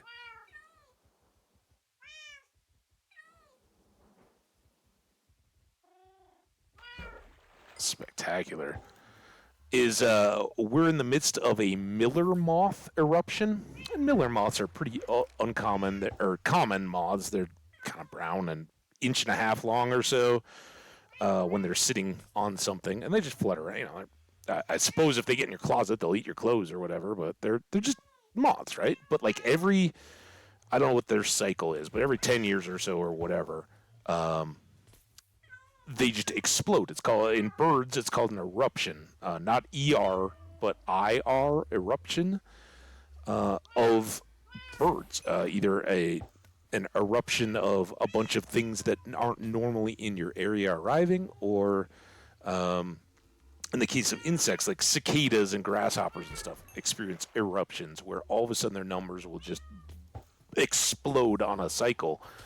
And this is the year for Miller moths, and there's a lot worse things that could be them, right? They're not like mosquitoes or anything like that, but man, they flit around everywhere, and I'm sure I'll end up with like a half dozen in my place, and tonight when I turn on all the lights and everything, they'll be buzzing around.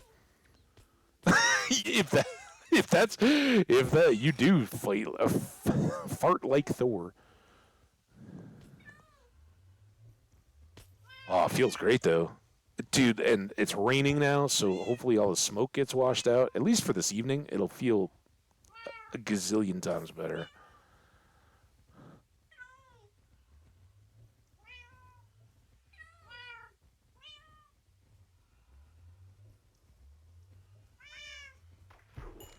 All right, that's probably enough.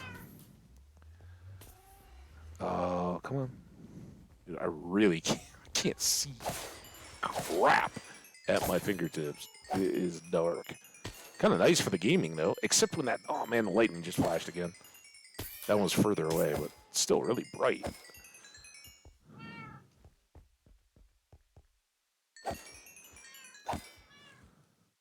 Ooh, that had a little rumble to it. Felt it.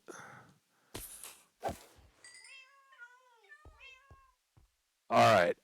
Pickaxe, almost good. Then we just got to do the shovel, and we can be doing these right now and just put them on.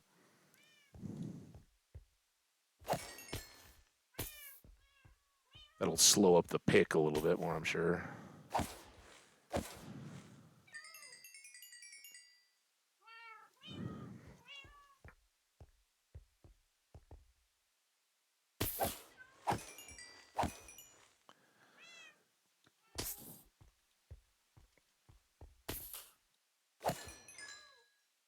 Oh, come on. Get done. Once I get this done, we'll go fish again, and then we'll be ready to get the shovel, I think. There we go. All right. Shovel up, pick down.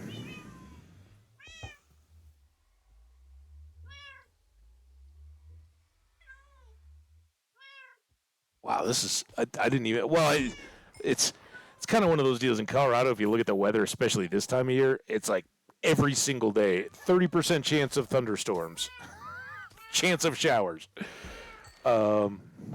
Somewhere up and down in the area of Denver, you'll get, you know, a little pocket of thunderstorm like this, but this is a pretty good one.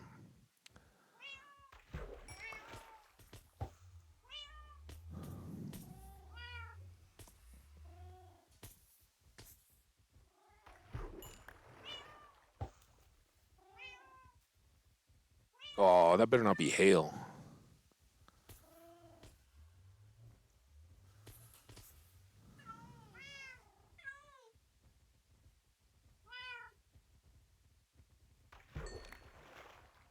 Bucket of water, bottle of water.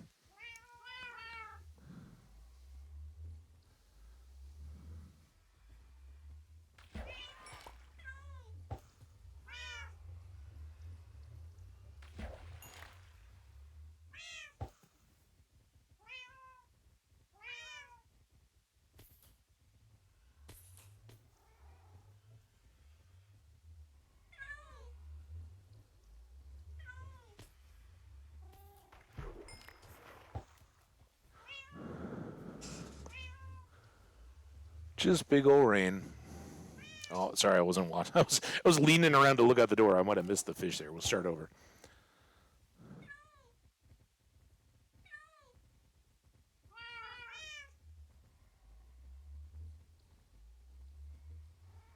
Wait, I saw your. Oh, you live near the border. I'm not sure what border. I don't really live near any borders. Denver is kind of in the center of Colorado. It's a little north center, but central Colorado. Colorado is landlocked in central the United States, a little west of center, but kind of, you know, two-state barrier all the way around between us and any borders. Well, no, that's not true. One state, as in New Mexico, goes right through. I don't know why I decided to misspeak there. And we're Wyoming and Montana away from Canada. So I don't know. The smoke? Smoke is coming from Canada right now. Alberta, I think, is where most of the fires are. And it's been, depending on the wind and the, you know, that atmosphere flow, it's been getting all over the U.S. I know streamers that I know in like Western New York have been experiencing it. My folks live in Iowa in the USA.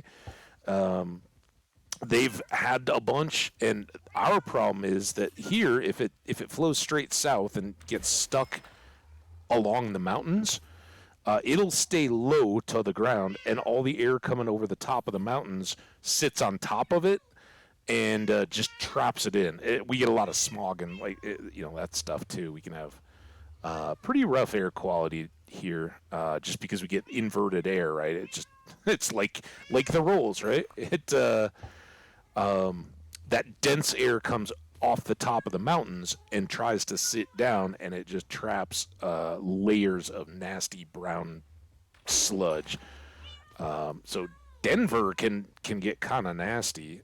But I always say, even if like 2 weeks ago I didn't really have a chance to, but if the clouds do settle in and it gets nasty and you don't enjoy it, all you got to do is drive an hour up to the west, and you're usually up above it. It can be blue, bright, sunshiny. Just go find a hike to do or do a little camping or something, and get away from it for a bit. But is the reality. We got for having luck of the sea. We did not get much good stuff there. But this is the real prize. Come to my shovel. So we're accumulating all of it, but it's not showing it really. It will bulk go there. It kind of jumped on the shovel. So we got about I don't know how much we were missing at the beginning there. It's over halfway done. All right, how much garbage should we just pick up? 2 boots. You know, at least shrink that down into 1 boots. A piece of leather, a bottle of water. Ugh. We haven't gotten 1 saddle or book or anything out of fishing yet, have we? Maybe we got some books. Well, I think our storm is moving on east. I'll say that, and then it'll be another deafening clap. So yeah, that whatever is coming out of their fires is just spreading out like a blanket flowing south. And you don't got to be close to the border to get it.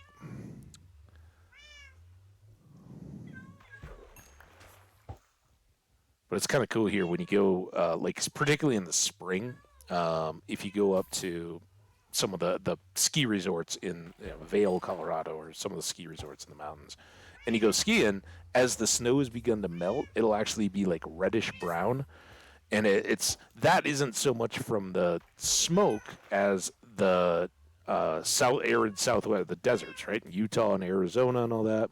And when they have dust storms, all that'll get picked up, moved around, and then as it snows, it'll get knocked out of the air and fall on the mountains.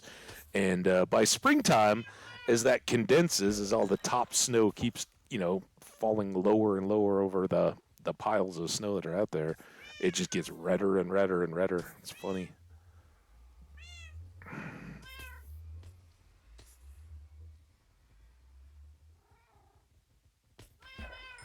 Now, when I was a kid growing up in Minnesota, I lived much closer to the Canadian border. I've lived in the Twin Cities area, Minneapolis and St. Paul, which are about a third of the way from the southern border of Minnesota up. Tripwire hook, great. The red snow, it just looks dirty. It's kind of novel, but it's not as pretty as fresh, clean, powdery snow. What? I don't know. If you're like me, what you really like seeing is the outfits some of the skiers like to wear once it gets warm and sunny at the end of the year. They're skimpy, to say the least. We love you, ladies. But be warned. I mentioned in high school, way back, I was a cross-country runner, a track distance runner, and I was a Nordic skier, cross-country skiing. Were my 3 competitive high school sports.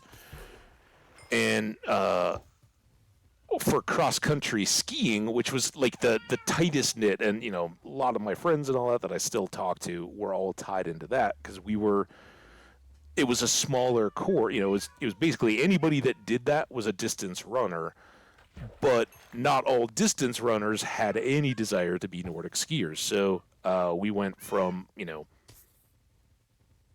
scores of male and female athletes on cross country in particular, but track and the running stuff to literally, probably 24 across men and women in cross country skiing. So everybody knew each other very well. And it was just a fun core group of friends, trying to do all this. Well, by the time you got through a cold Minnesota winter, cross country ski practicing every day. When it was bad snow, you'd be out on a frozen lake, just like pretending there was snow, and you were really just on ice, practicing technique and all that kind of stuff. But then you'd have you have the snow, you'd have all your races, and towards the end of the season, when it's getting warm out and nice in the spring, but there's still snow on all the trails, we'd be out there in our the old Umbro soccer short kind of stuff, and T-shirts or whatever, because it's hot and you're working out, and you want to talk about hard spring snow, all icy, not soft, like just crust on top, right? And you take a digger on that stuff, you'd get road rash. Like, no, I mean, it was just like eating it on a bike. You'd be bleeding coming up from it. So spring skiing has a little bit of that risk. And for the particularly the ladies, I'm sure there's some guys who like to wear the skimpier versions of clothes, but generally that's a female thing in the mountains. I personally would never do it because I would cook like a absolute sizzling piece of bacon if I was up on a sunny, bright, enjoy a spring ski day and had skin exposed to the sun. It would be over instantly. So not my deal. But yeah, you got to be careful because you fall while you're messing around like that, dude. you might not break a leg or anything, but you'll be crying. Oh my God, yeah, it's no joke.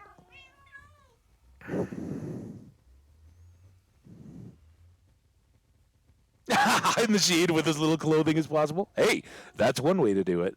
Although if you're in the shade in the mountains in the spring, it's pretty chilly, right? It's usually breezy. You need the sun to stay warm. It's a delicate balance. Personally, I just recommend a lot of a really high SPF sunblock, and you'll be good. Which I don't know. I don't know what the translation there is. Here in the U.S., sunscreen, it's sun protection factor, SPF, and it's anywhere from 10 to 200, right? Usually I'm like a 50s kind of guy, but in the mountains, you can have to go a lot higher.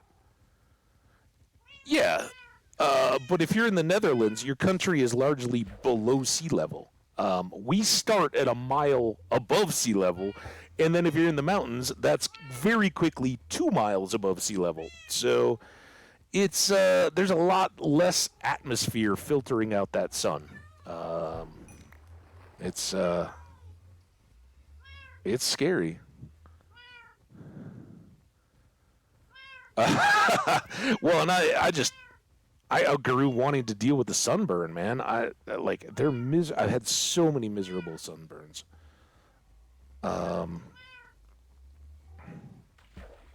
One of the worst though was whitewater rafting, and this is probably somewhere in my 20s. So yeah, we're having fun. We're on a big raft, 8 people or whatever in it with a guide, and we're going through the rapids and all that. It's a blast. Another fun thing that you do kind of once a year out here for a while, and then you're like, yeah, maybe if there's friends from out of town. But that was the first time that like having my hair wet was enough to get my head sunburned, and I was like, oh, that's coming. And like there was many more years of it's not that thin up there. That now I always knew my mom's dad. He had the combed over cue ball hairstyle going because he was I think born in the teens, if not the aughts. And he made it to 2000. Yeah, he was in his mid 90s. I think he was 96 when he passed, and it was definitely after 2000. I had a great life. But man, the whole time I was alive, there was no hair up top except for he did the full on Homer Simpson, right? He had like 7 or 8 hairs, and for whatever reason, he wasn't cutting them off, and he still had like that old like 40s hair grease stuff, and he'd like plaster those down on the top of his head. I told my mom not too long ago, as I'm like, just all right, yeah, I don't need to keep trying to keep the top long. I'm just gonna cut it all short now. And I said, from junior high, the first time we knew about hair genetics and where to look for those traits, I was like, I knew it was gonna happen, and I knew I was never gonna. I'm not one of those guys that's gonna like try to fight it or. And I don't care to ever get like hair transplant or use formulas or anything like that. It's just who I am. Deal with it or don't. Like the people that like wear rugs and stuff, it's like, dude, it's such a little deal in your life. Like, why you gotta be worried about it? Just cut it short and it'll look fine.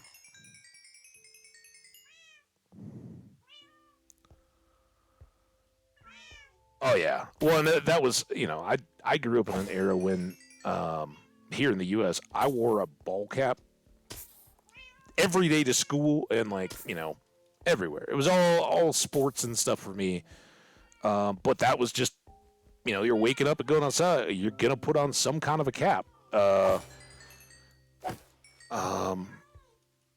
And I'm sure that didn't do any favors. But now I still have quite a selection. And again, here, if I'm like going out working, I got nasty sweated through hats that I'll just wear all the time to try to keep that sun a little bit less bad. Are we all good? We're all good. Got the shovel. Awesome. Thank you, creepers. Let's gather up their bounty. Is there anything? I guess I can switch this back. Put this away. There. Do we have extra tools? We got... I want that. Damn it, that was supposed to stay in the basement.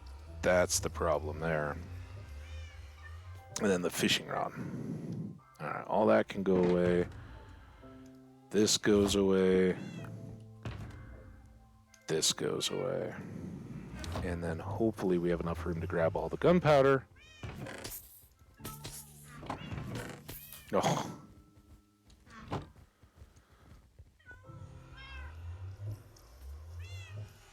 Oh, dude, man. First time I was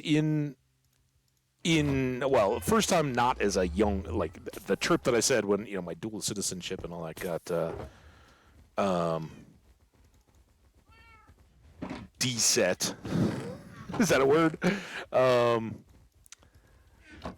We went to Paris. I was very fortunate to get to go see the Notre Dame Cathedral, and I'm just a clueless punk. I was a little little shit kid then, right?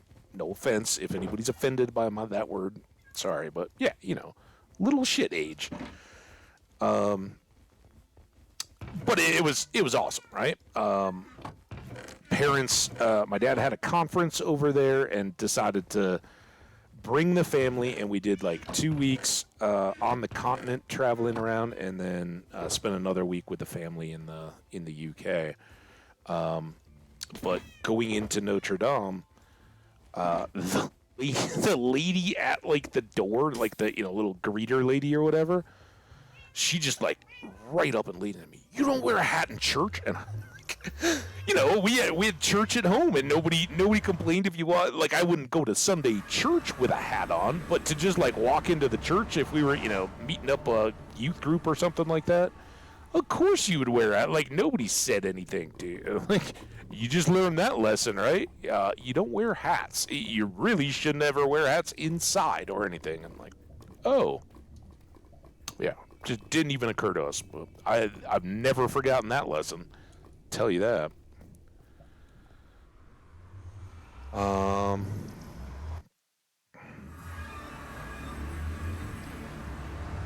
yeah, see, that's where you're lucky. I keep crisping somewhat. I mean, like the freckles all merge, and it just kind of becomes one paste of skin. Not far from cancer, I guess. I don't know. I've been lucky though. I do go to the dermatologist and get checked. And so far, none of the various freckles and things have proved to be any kind of a problem, which is good. I feel very lucky about that. But there was this one time I went in and like on the side of my shin, basically. I don't know. It's like not back on the calf muscle, just on the side, right above the ankle, a few inches, but lower kind of shin area. I had this little like bump, and it wasn't just like like a soft flat. It was like kind of rough, right? And I was like, I don't know what this is. Oh, we'll get that too and sample it. So they like cut it out with a like straight up. I don't know if you guys have ever had to be into a dermatologist or have anything, a quote unquote biopsy, but basically they just lidocaine you up and then they straight up take one of those straight edge razors, not like the one that's like on the handle that the guy uses in the old bartender thing to shave people and sometimes slit their throat accidentally or anything. No, I'm talking about like the razor blades that used to go into the razors, right? And they were, they're like an inch long and half-inch wide razor blades. Nowadays, our razors just all come with the blades in them, and you dispose of them when you're done. Well, these were the old blades. They seriously just take one of those and like go in and like cut a quick little circle of whatever it is they want to test, and they send it off to the lab and go. They did that with this thing, and ever since, and this is years ago, I still had like the bump immediately came back, and now it's like a big dark spot. I'm like, what did you guys do to me? Like you totally failed. Um, thanks for that, but whatever. It's just one of those battle scars, right? This is what I'm trying to do. I'm like in the chest. What am I doing here? Talking about bumps getting chopped off. Uh, this is all the gunpowder. Why is that so quiet? Why have we lost game audio? No, not a scalpel. Not a scalpel at all. A scalpel would have made me feel better. It was just like straight up. Yeah, here we go. We'll just pop that off the razor. We got audio back. I've had that happen right in this patch before, and I don't understand. I don't know what the deal is there. All right, one piece of leather. I guess we might as well dump off here, and then fish to go upstairs.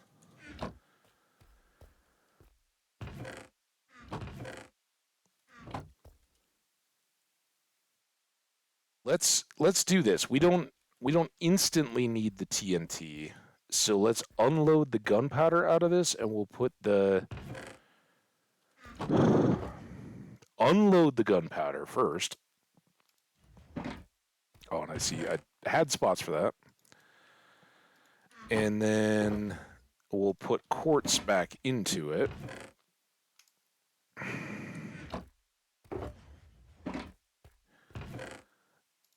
Oh my gosh. Can you believe that now, after all that rainstorm, now is when I hear like a little drip, and now it's like, oh yeah, you gotta go pee. Time to go pee. Chat. We've almost gone a full 4 hours, but I got to take a quick break. We'll be back. We'll try to gather up. I'll try to remember what all the materials are we need, and we'll try to gather stuff up to take to our build site, and then in the next stream we can get cracking on trying to build this thing. I'll be right back.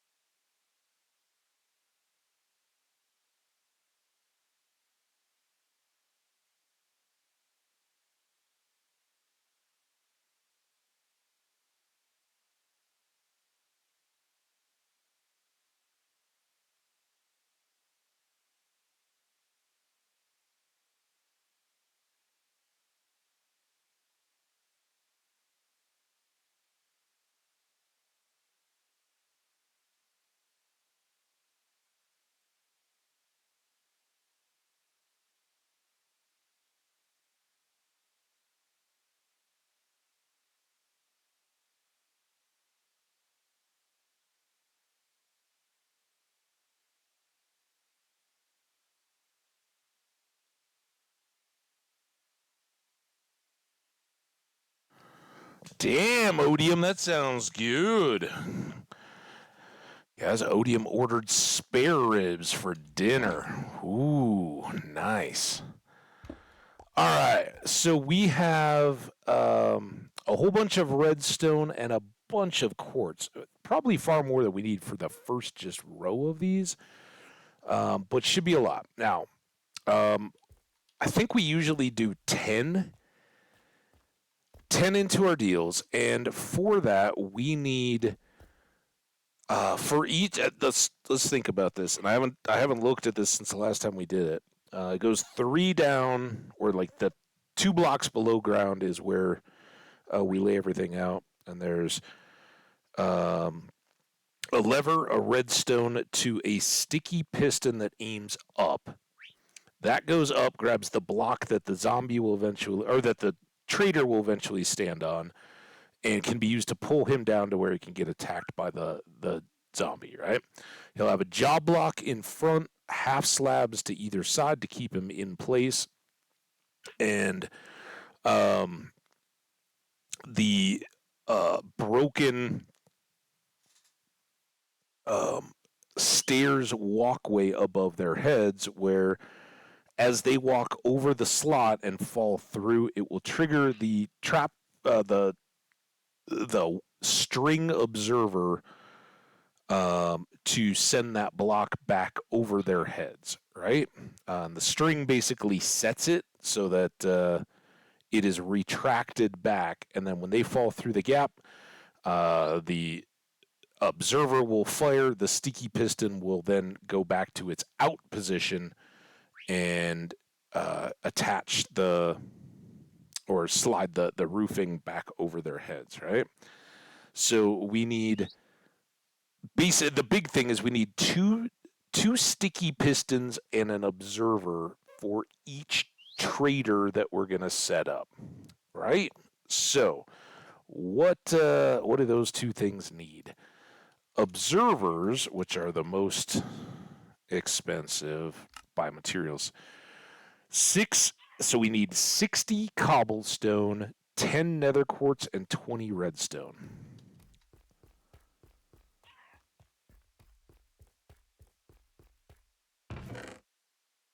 I'll just grab that. Stack of cobble. Come on, have a stack. And we'll go upstairs and get the redstone and craft those up there. And that'll get our observers done.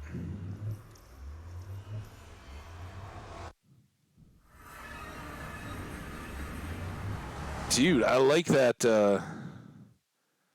the hype disguise. I've never gotten disguise off a hype train before, dude. I want some hype disguise, dude.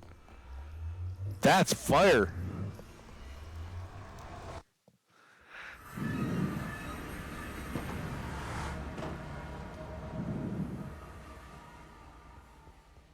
I got some hype.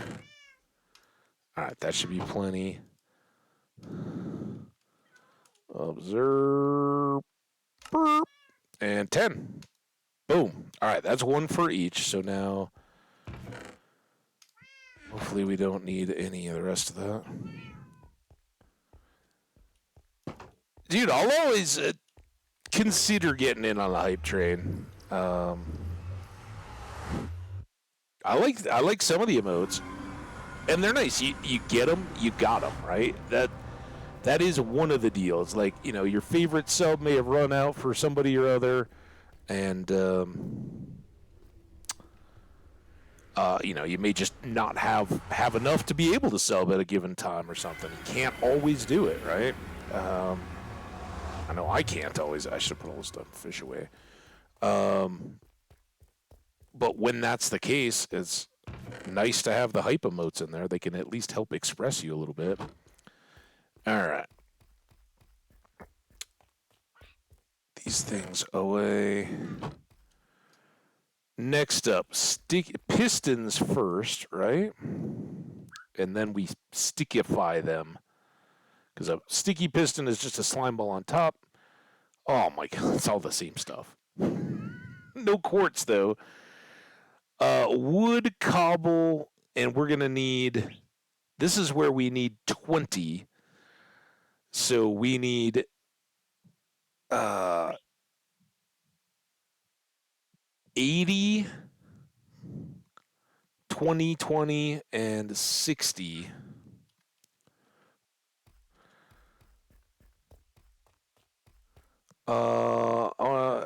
I think I got all of them. I hate that. I'm missing out on some buttes right now, but I ran out of funds. Emotes. I'm talking about sub emotes. Yeah, I got you. All right, we didn't need that. I do need some wood. Damn it. A bunch more of this. We'll take 2 stacks. I think we need 80. And then we need iron and redstone, both of which we've got plenty of. And we're going to drop off the fish.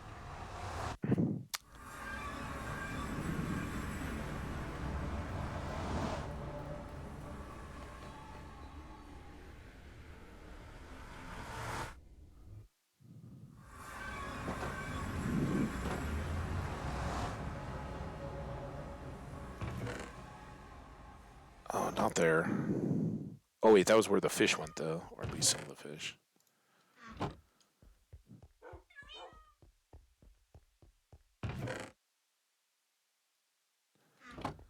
All right, iron. Plenty. Redstone. Think plenty. Dunk. Oh, damn it.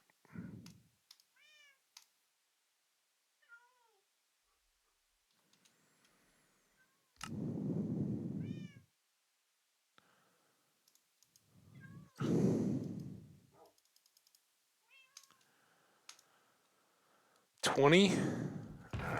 You. That did, did not use up very many planks. Oops.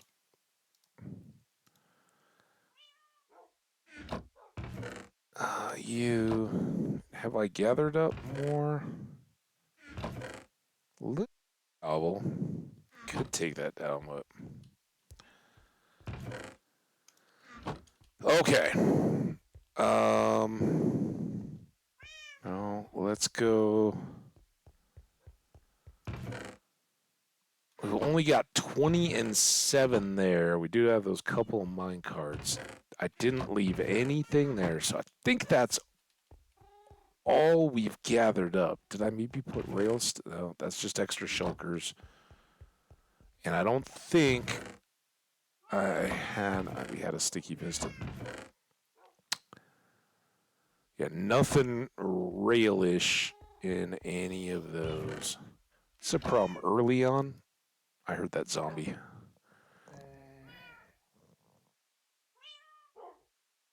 Early on, rail is not something I really want or try to grab, so I don't really have a place designated for it, and it gets scattered like that. But we don't have very much. Did we leave some downstairs? Let's just take this all down.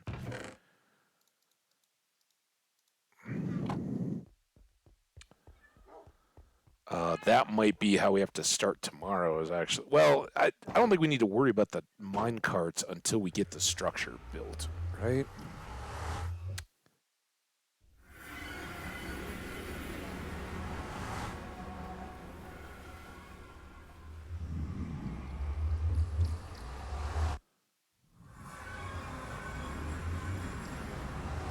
Please say that there was. That's not, that's not going to be enough. And I have no powered rails. It seems like we should have more stuff than that. Guess not. I didn't put any on like a side chest here. Just the red bricks and the materials to make more red bricks. All right. Well, we'll deal with rails because right now we're way short on that. But if we can build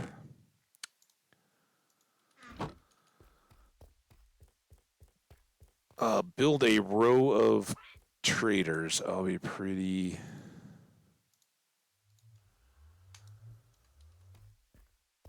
happy.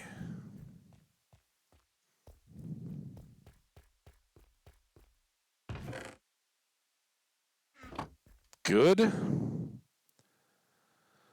All right, so one of these is going to be on the bottom. It's going to have, we're going to need extra redstone, right? So it'll have redstone and a lever.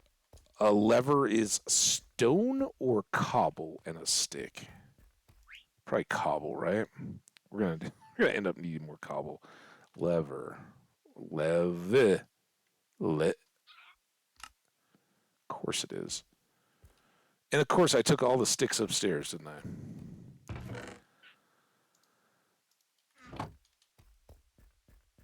What else are we gonna need? All right, let's think about this. I'm gonna head out. Hey, dude, Odium, awesome hanging with you, man. Definitely enjoyed it. Great to meet you. Feel welcome. I was gonna get you guys up. You and oh man, Hyric. Both definitely earned some prize. So if you gotta go, you gotta go. I understand, but I'll catch you guys. Let me just ask you quick before you go. If you can't stick around, are you a cat or a bird guy? It's a yes or a one or the other. Oh, chat paused. Oh my god. Oh my god. Why did we scroll? Look, look. I gotta get out. I gotta pause. I gotta unpause the chat. You're a cat guy. All right, all right. We're gonna get name tags. Hyric because he knew the Douglas Adams Hitchhiker's Guide to the Galaxy question, and you because you hung out all this time and are an awesome dude. Appreciate you being here. All right, we don't even need to go up. This is where our farmers are, by the way, our farmer traders. We'll get much better prices from new farmer traders, but those guys, they're homies. They started us out. We're going to go to the librarians. I've got a guy that sells name tags, and I'm going to buy 2.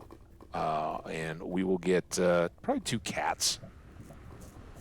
I didn't get a chance to ask Hyric what his preference would have been. But we don't have a whole lot of pets just laying around either. So shout out to you guys, though, and all the raiders. I know it's probably a little bit late. We've definitely thinned out a little bit on the chat, but to all of you guys that came and hung out with Skash, Skash, if he's still lurking, is a superstar around these parts. There aren't many that can aspire even to be in what Skash is, and I think a lot of the folks that came in today on the raid already know that.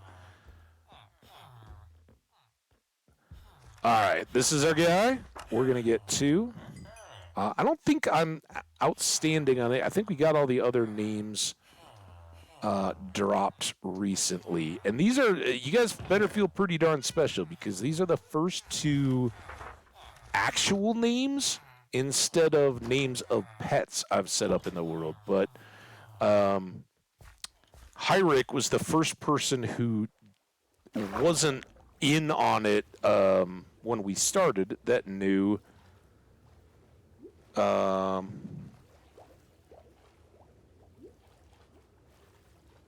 Hitchhiker's Guide to the Galaxy. So that warrants it right there. And Odium, dude, somebody dropping in on a raid and hanging for the stream, basically, because I'm out of here pretty quick too. We're gonna do these up. I think we'll probably finish out the.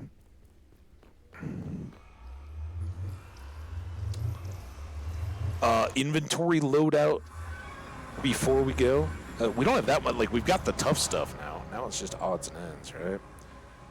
All right. I have got Hyric.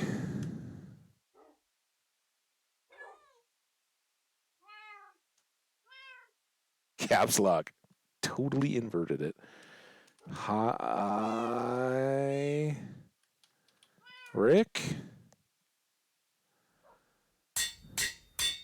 And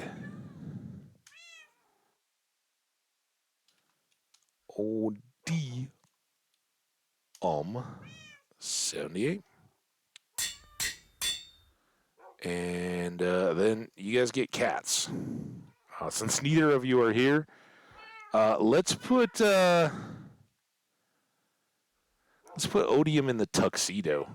I think Odium's a kind of formal attire type of guy. Shout out to you, Odium. Awesome visit. Getting to know you. That was super cool. And we'll catch you here or elsewhere. We'll look forward to it. And hi, Rick. I know we've got Milo was a chat member's cat. I think that's Sam's cat is a Milo, so that's an orange. I don't know that we have. I know I've named black cats incidentally, but I don't think there are any other chat related ones. So we got Hyric and Odium hanging out here in the chat. And you know what? Oh, damn it. I should have bought more.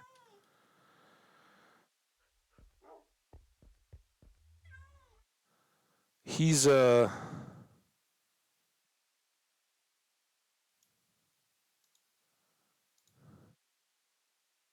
already a VIP, but he's a superstar. I think he gets one too. We got time, right? Nobody's got any place they really got to be, except for Odium, who's got to eat his sparrows. Showing off. Wait, oh, this way.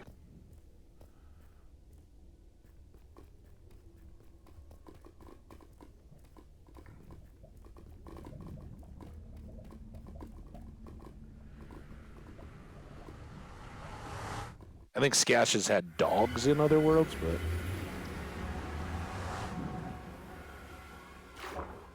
he deserves a pet too. The other pets in the world, by the way, we should acknowledge these. There are 3 dogs in the room that I haven't even said hello to today. Shame on me. Daisy Bell, the dog, who Melon P27, a friend of the channel and many other chats. Mel came and hung out for a 10-hour. Well, it was the day after. No, it was the marathon stream, right? Mel was hanging out when I was starting a new world again, hardcore. So sometimes you die, and when you do, you got to start over. And Mel didn't know anything about Minecraft. He's like, "What are you doing?" And it was kind of quiet because I was doing a long stream and started early.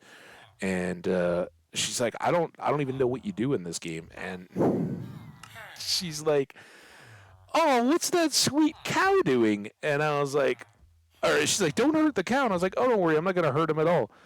Until later. And she's like, "No, you can't." So we named the cow in that world Daisy Bell. And I built a little, first day one, right? But I built a little pasture for Daisy Bell the cow to live in, that she could be safe and sound and happy. Oh, Skash did have an axolotl. He had the first axolotl? Skash, are you no, you're not an underscore.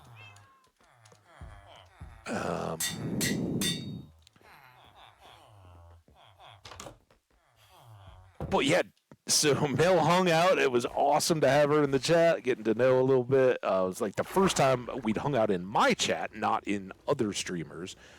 And I'm like, she's like, "I don't know about this whole Minecraft deal, but yeah, it seemed to have a good time and all." And so I made this cow, and then the next day I came back and I was like, "All right, we're gonna make a little kind of like that, but just like a 2-trader little shack to trade with, just to get the world started." And a creeper came out from behind a birch tree and blew me up while I had my head in a chest, and world gone. 10 minutes into that day's stream, and I was all fire. And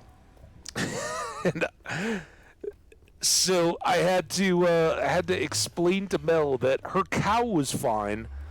It was the world that was dead, and that Daisy Bell had been reincarnated as a dog to hang out with us. The other 2, though, are actually from and in honor of World 42. We have PGG Blaster, that's the Pan-Galactic Gargle Blaster, and Marvin, both things or tie-ins to the Hitchhiker's Guide to the Galaxy. So again, guys, come be a part of the chat. Sometimes it's an advertised challenge for pet names and stuff like that. Sometimes it just happens. Skash, dude, I'm guessing you're well away, but I appreciate it. I know he's daily in here lurking, and just when you think you take it for granted he's out cold and just kind enough to be giving us a view count, he pops in with a comment or something. But gets a cat. We'll be saying hi, and then Odium78, thanks for your first day. Hope see you around. And Hyric, thank you so much for getting the world name. You're awesome. Not many people do. More people should, I think. Hey, Slime! Slime, I hope this is you, right? Slime is my hockey playing buddy, dude. How you been? Oh, Canada. Yeah, that's you. I knew, but when you came in, it was with Twitch Toma, and for whatever reason, you two are always going. And then we got that dude hanging out. Everybody, dude, man, I'm so good. You missed it, dude. We just streamed through an epic thunderstorm. I wasn't. It was over and done with in about 15 minutes, but it had some boomers of thunder going. We opened up the doors so everybody could hear. It's great. And it washed out all your filthy Canadian wildfire smoke. Got it out of the air, so I'm super excited for post-stream clean air. Gonna be awesome. We're just gearing up tomorrow. Sadly, we didn't get to any actual building of it today. But we are starting in on our villager trading hall, long anticipated. And so we're just finishing gathering up what we know we will need. I'm sure I will forget stuff. To build Logical Geek Boys Villager Trading Hall. It's awesome. I always shout him out. I don't know him. He doesn't know me. We're not quite that big. But I do believe in giving full credit where I can, where I know the origins of farms or where I found them from. And Logically Geek Boy has some awesome tutorials. There's only a couple that I really use. But the breeder that we've already got kind of built and the trading hall, both I modify a little bit. The village breeder more so than the trading hall. That's kind of one of those that it's a little complex, so tweaking it much can make it become unpredictable. But we'll decorate it. Yeah, that's what I was saying, dude. You got the tuxedo because you seem like a formal, fancy kind of guy, dude. That's what I said. And Skash gets one for having our awesome raid. And that's no shame on any of the other raiders that have been in recent. We've had awesome raiders of late. Vex Godzi came in with a raid, I believe. Twitch Toma, I think. I hope I'm saying that right. Who I think Bobby God mentioned me in that stream and brought in, and that's where Tactical Slime. I think you came in with Twitch. I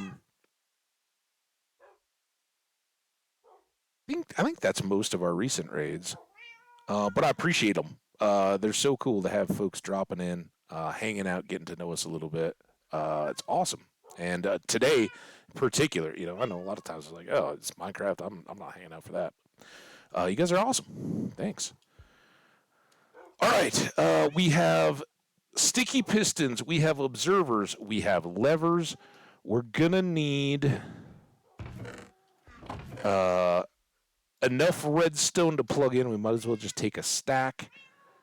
We've got both quartz and redstone blocks, so we can do all the laying out and building up and around with slabs and all that.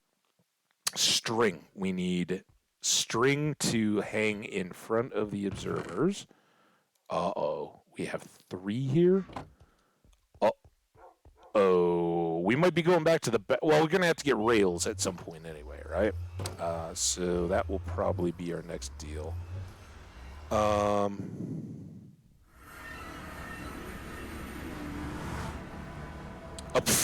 What's up?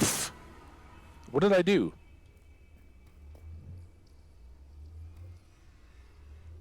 Slime, I don't know what I did. Where am I going? I'm trying to see if there's string, right?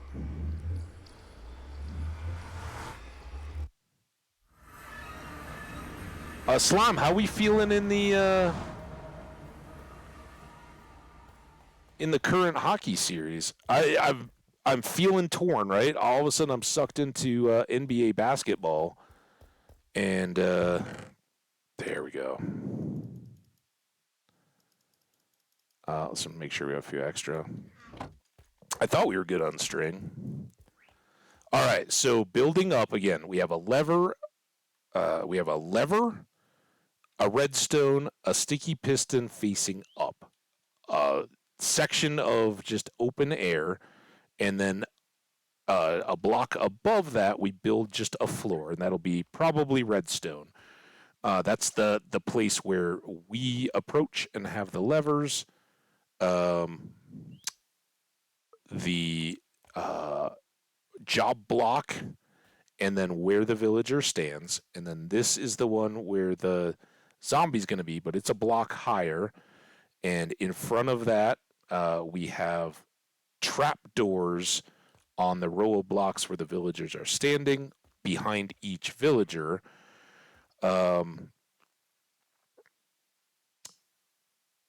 And then we build up the wall behind two, I think, and then the sticky pistons are two above the heads. There's the observer. That's where I don't. That's where we have to do all the like test buildy stuff, and there's no real point in doing it today because I'll forget. So we'll have to test build it all to make sure it sets up. But the observer looks at the string that's on the hole, but where is the sticky piston? Don't those have to be on? Is the observer above or below the sticky piston? Like the observer is below. The sticky piston goes above to push the thing in above the hole, and the hole gets filled when, or the string gets interrupted when the villager's head falls down to that block below. We don't want to decapitate him, so it goes observer with string, and then the step inverted steps, which is going to be what they're going to walk along, and which will set up every other one so that the villagers can fall down in between and trigger the ceiling to close over their head, allowing the next villager to walk further down to the next bay. Right? Sound good? I think that sounds good. All I have to do is sit and think about it, and then there's a lot of extra random stuff that we will need once we're doing the tracks, because we will need. We brought plenty of redstone. I think it's 2 redstone, right? The lever goes up, so there's 2 redstone, one immediately below the lever and one next to it to get over to the sticky piston, I think.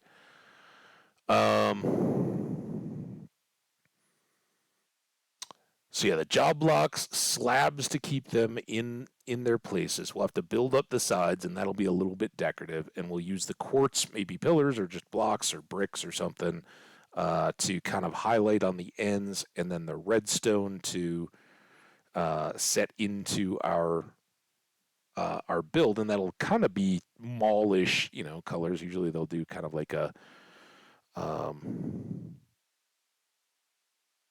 like a spackle putty. What? I mean, like Adobe kind of, but that's not what you really call it. Like on a mall building, a shopping center thing, right? It's not spackle. Spackle is what you use to fix a hole in the wall. Stucco. It would be like a stucco thing, kind of with the red bricks, whatnot, and then having the white for the roof and the accents. And then I still do think over the gap between the two, because we're going to have villagers facing each other across a kind of a plaza, and there will do some shrubs and benches maybe and that kind of stuff. That'll be like a open air shopping area thing, maybe some trees in there, but nice little shaded shopping mall area. Honestly, I don't know we need to overdo it any more than we did in the last one. And frankly, we really don't need, we might have a couple librarians just to pick up the um, extra trades that we've, like a fortune, right? Who knows? Maybe we need another one, but we've run into the fact that we don't have it a few times now. Um, Things like that, right? Like maybe, one or two just to fill it out. Um, but we'll definitely want to do some extra farmers and fletchers and butchers as people that buy up stuff that we end up with a lot of extra. And then we'll probably set up some masons since we lost our one buddy where we can buy bricks and make the red brick for some kind of a build later on. I'm excited. We've been looking forward to this moment for a long time. I think we've got a pretty good handle on the materials we're going to need. Um, we'll probably forget something. I have to start over. And then again, I think we'll have to use our new portal that we made today, go all the way back out to the abandoned mine and get a bunch of track. Or I guess we could go up into the mine above us. I just don't know that it's going to be any quicker, really. And it's so far above and so exposed and so hard to move around. It would probably take us longer, and we'd have more loss just from despawning stuff. Yeah, we'll probably go back to the Badlands. Just use water buckets to get all that track. Build up power rails if we need them, and we can do more exploring in the mine and all that. Because I think building that first section isn't going to be uh, too terrible. Famous last words, I know. I've said that before in different worlds, and it's ended up to, we messed something up. It doesn't work. Um, but I think we'll get it. Dudes, this has been fantastic. I hope you've all had fun. I really do appreciate you, and I think each and every one of you have been here way back at the start. Hot Dog Man and Welsh Jenny 1984 kicking us off strong. Jenny was in here, like replied to the tweet, and I send out the tweet like moments after or as I'm setting up the stream, right? Like, there's not a ton of advance notice usually. And there's usually not a lot of trusting the schedule for all the folks coming in from the raid. Hey, welcome again. Thank you, and hope to see you back. But yeah, don't trust the schedule. The schedule is usually reflecting what I did the week before, and it's subject to change. Generally speaking, I'm going to start between 11 a.m. and 1 p.m. U.S. Mountain Time. I'll try to give advance warning if I can, if that's going to vary. Today was a little bit earlier, but it worked out. And Wednesdays, hey, a little insider on the life of Habbage. It's usually some kind of trivia night hanging out, although we got a kind of limited crew tonight. So I don't know that we're going to do trivia, but we'll probably get together, go hang out. So we shift a little bit earlier on those days, a little bit later some others. Sometime in that window tomorrow, we'll get going again. We'll do the build. It'll be awesome. Can't wait to do it. And then we're going to have additional sectors to do. I'm only really counting on getting one done. If it goes really smooth and easy and awesome, we've got the villagers. We can just start knocking out additional ones as we go. I think the only thing we're short on potentially is cobblestone, and we can always just take a fortune pick and go into some stone and get a bunch more. Wouldn't be a problem.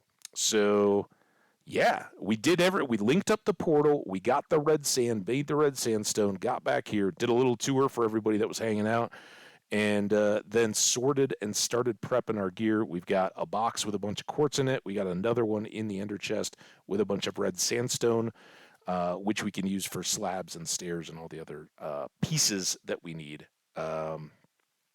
to set up the villager trading hall tomorrow. We will be recruiting and encasing a zombie. It will be there to infect, so we'll have to do all the potions. We got lots of golden apples, so we're good on that front. To heal up our villagers and make them happy, give us great prices. We'll probably do a couple rounds of that. We've run into problems though where we'll heal them once or twice, get prices pretty low, but not absolute, and then all of a sudden they get angry the next time, and even though you heal them, you're kind of back started over. So probably at least 2 times that we'll go through an infection and healing cycle, and hopefully have them ready to rock after that. I think we're good. Let's go back to the creepers. No, sorry, bird. You still don't have a name.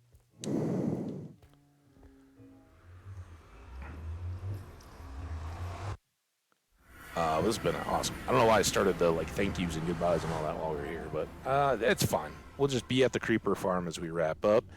I do want to shout out, holy smokes, awesome response on the YouTube videos from 2 days ago. I don't know how today's have done, actually. They were pretty low, but I didn't even start loading Part B until the middle of until I was going to bed at midnight last night. I got to hang out in some good streams last night. That was a blast. Hey, here we go. Already got some. We used up a bunch of levels today. The name tags, but what did we use earlier? Now I can't quite remember. It's fine. Maybe nothing. Maybe we never got up to 30. And it was just making the tags that weren't down. Aw, rain. All right, well, we're going to hang out with you guys. So here we go. We got 2 unnamed cats, but we got Milo. Again, apologies if I'm crossing wires here. I'm pretty sure Milo is Sam's cat. Magic, that was one of my old, one of my roommates. Magic and PT are both in there. Oh, I should have got a name tag for the cat that got rescued or rediscovered. Fun story from real life, but my friends who lost a cat a few weeks ago, and were starting to look for kittens and figuring out what they would do for a replacement. It came back. They got it back. So fantastic news. And that cat is Fin, not Fen. Fin, I think. Finn. So we'll try to remember to get a name tag. You guys can remind me. Name Fin. We'll get one of these too. Anyway, that's it. We're going to be good. These guys will reload. They'll be here tomorrow. We'll start things up, kick it all off. But again, huge shout out. So many people. I can't thank everybody that shouted out in the chat, but let's try. Odium, Hi Rick, of course, Tactical Slime getting in here at the end. But our first-time chatters and followers are amazing. Of course, Hot Dog Man Skash himself hanging out.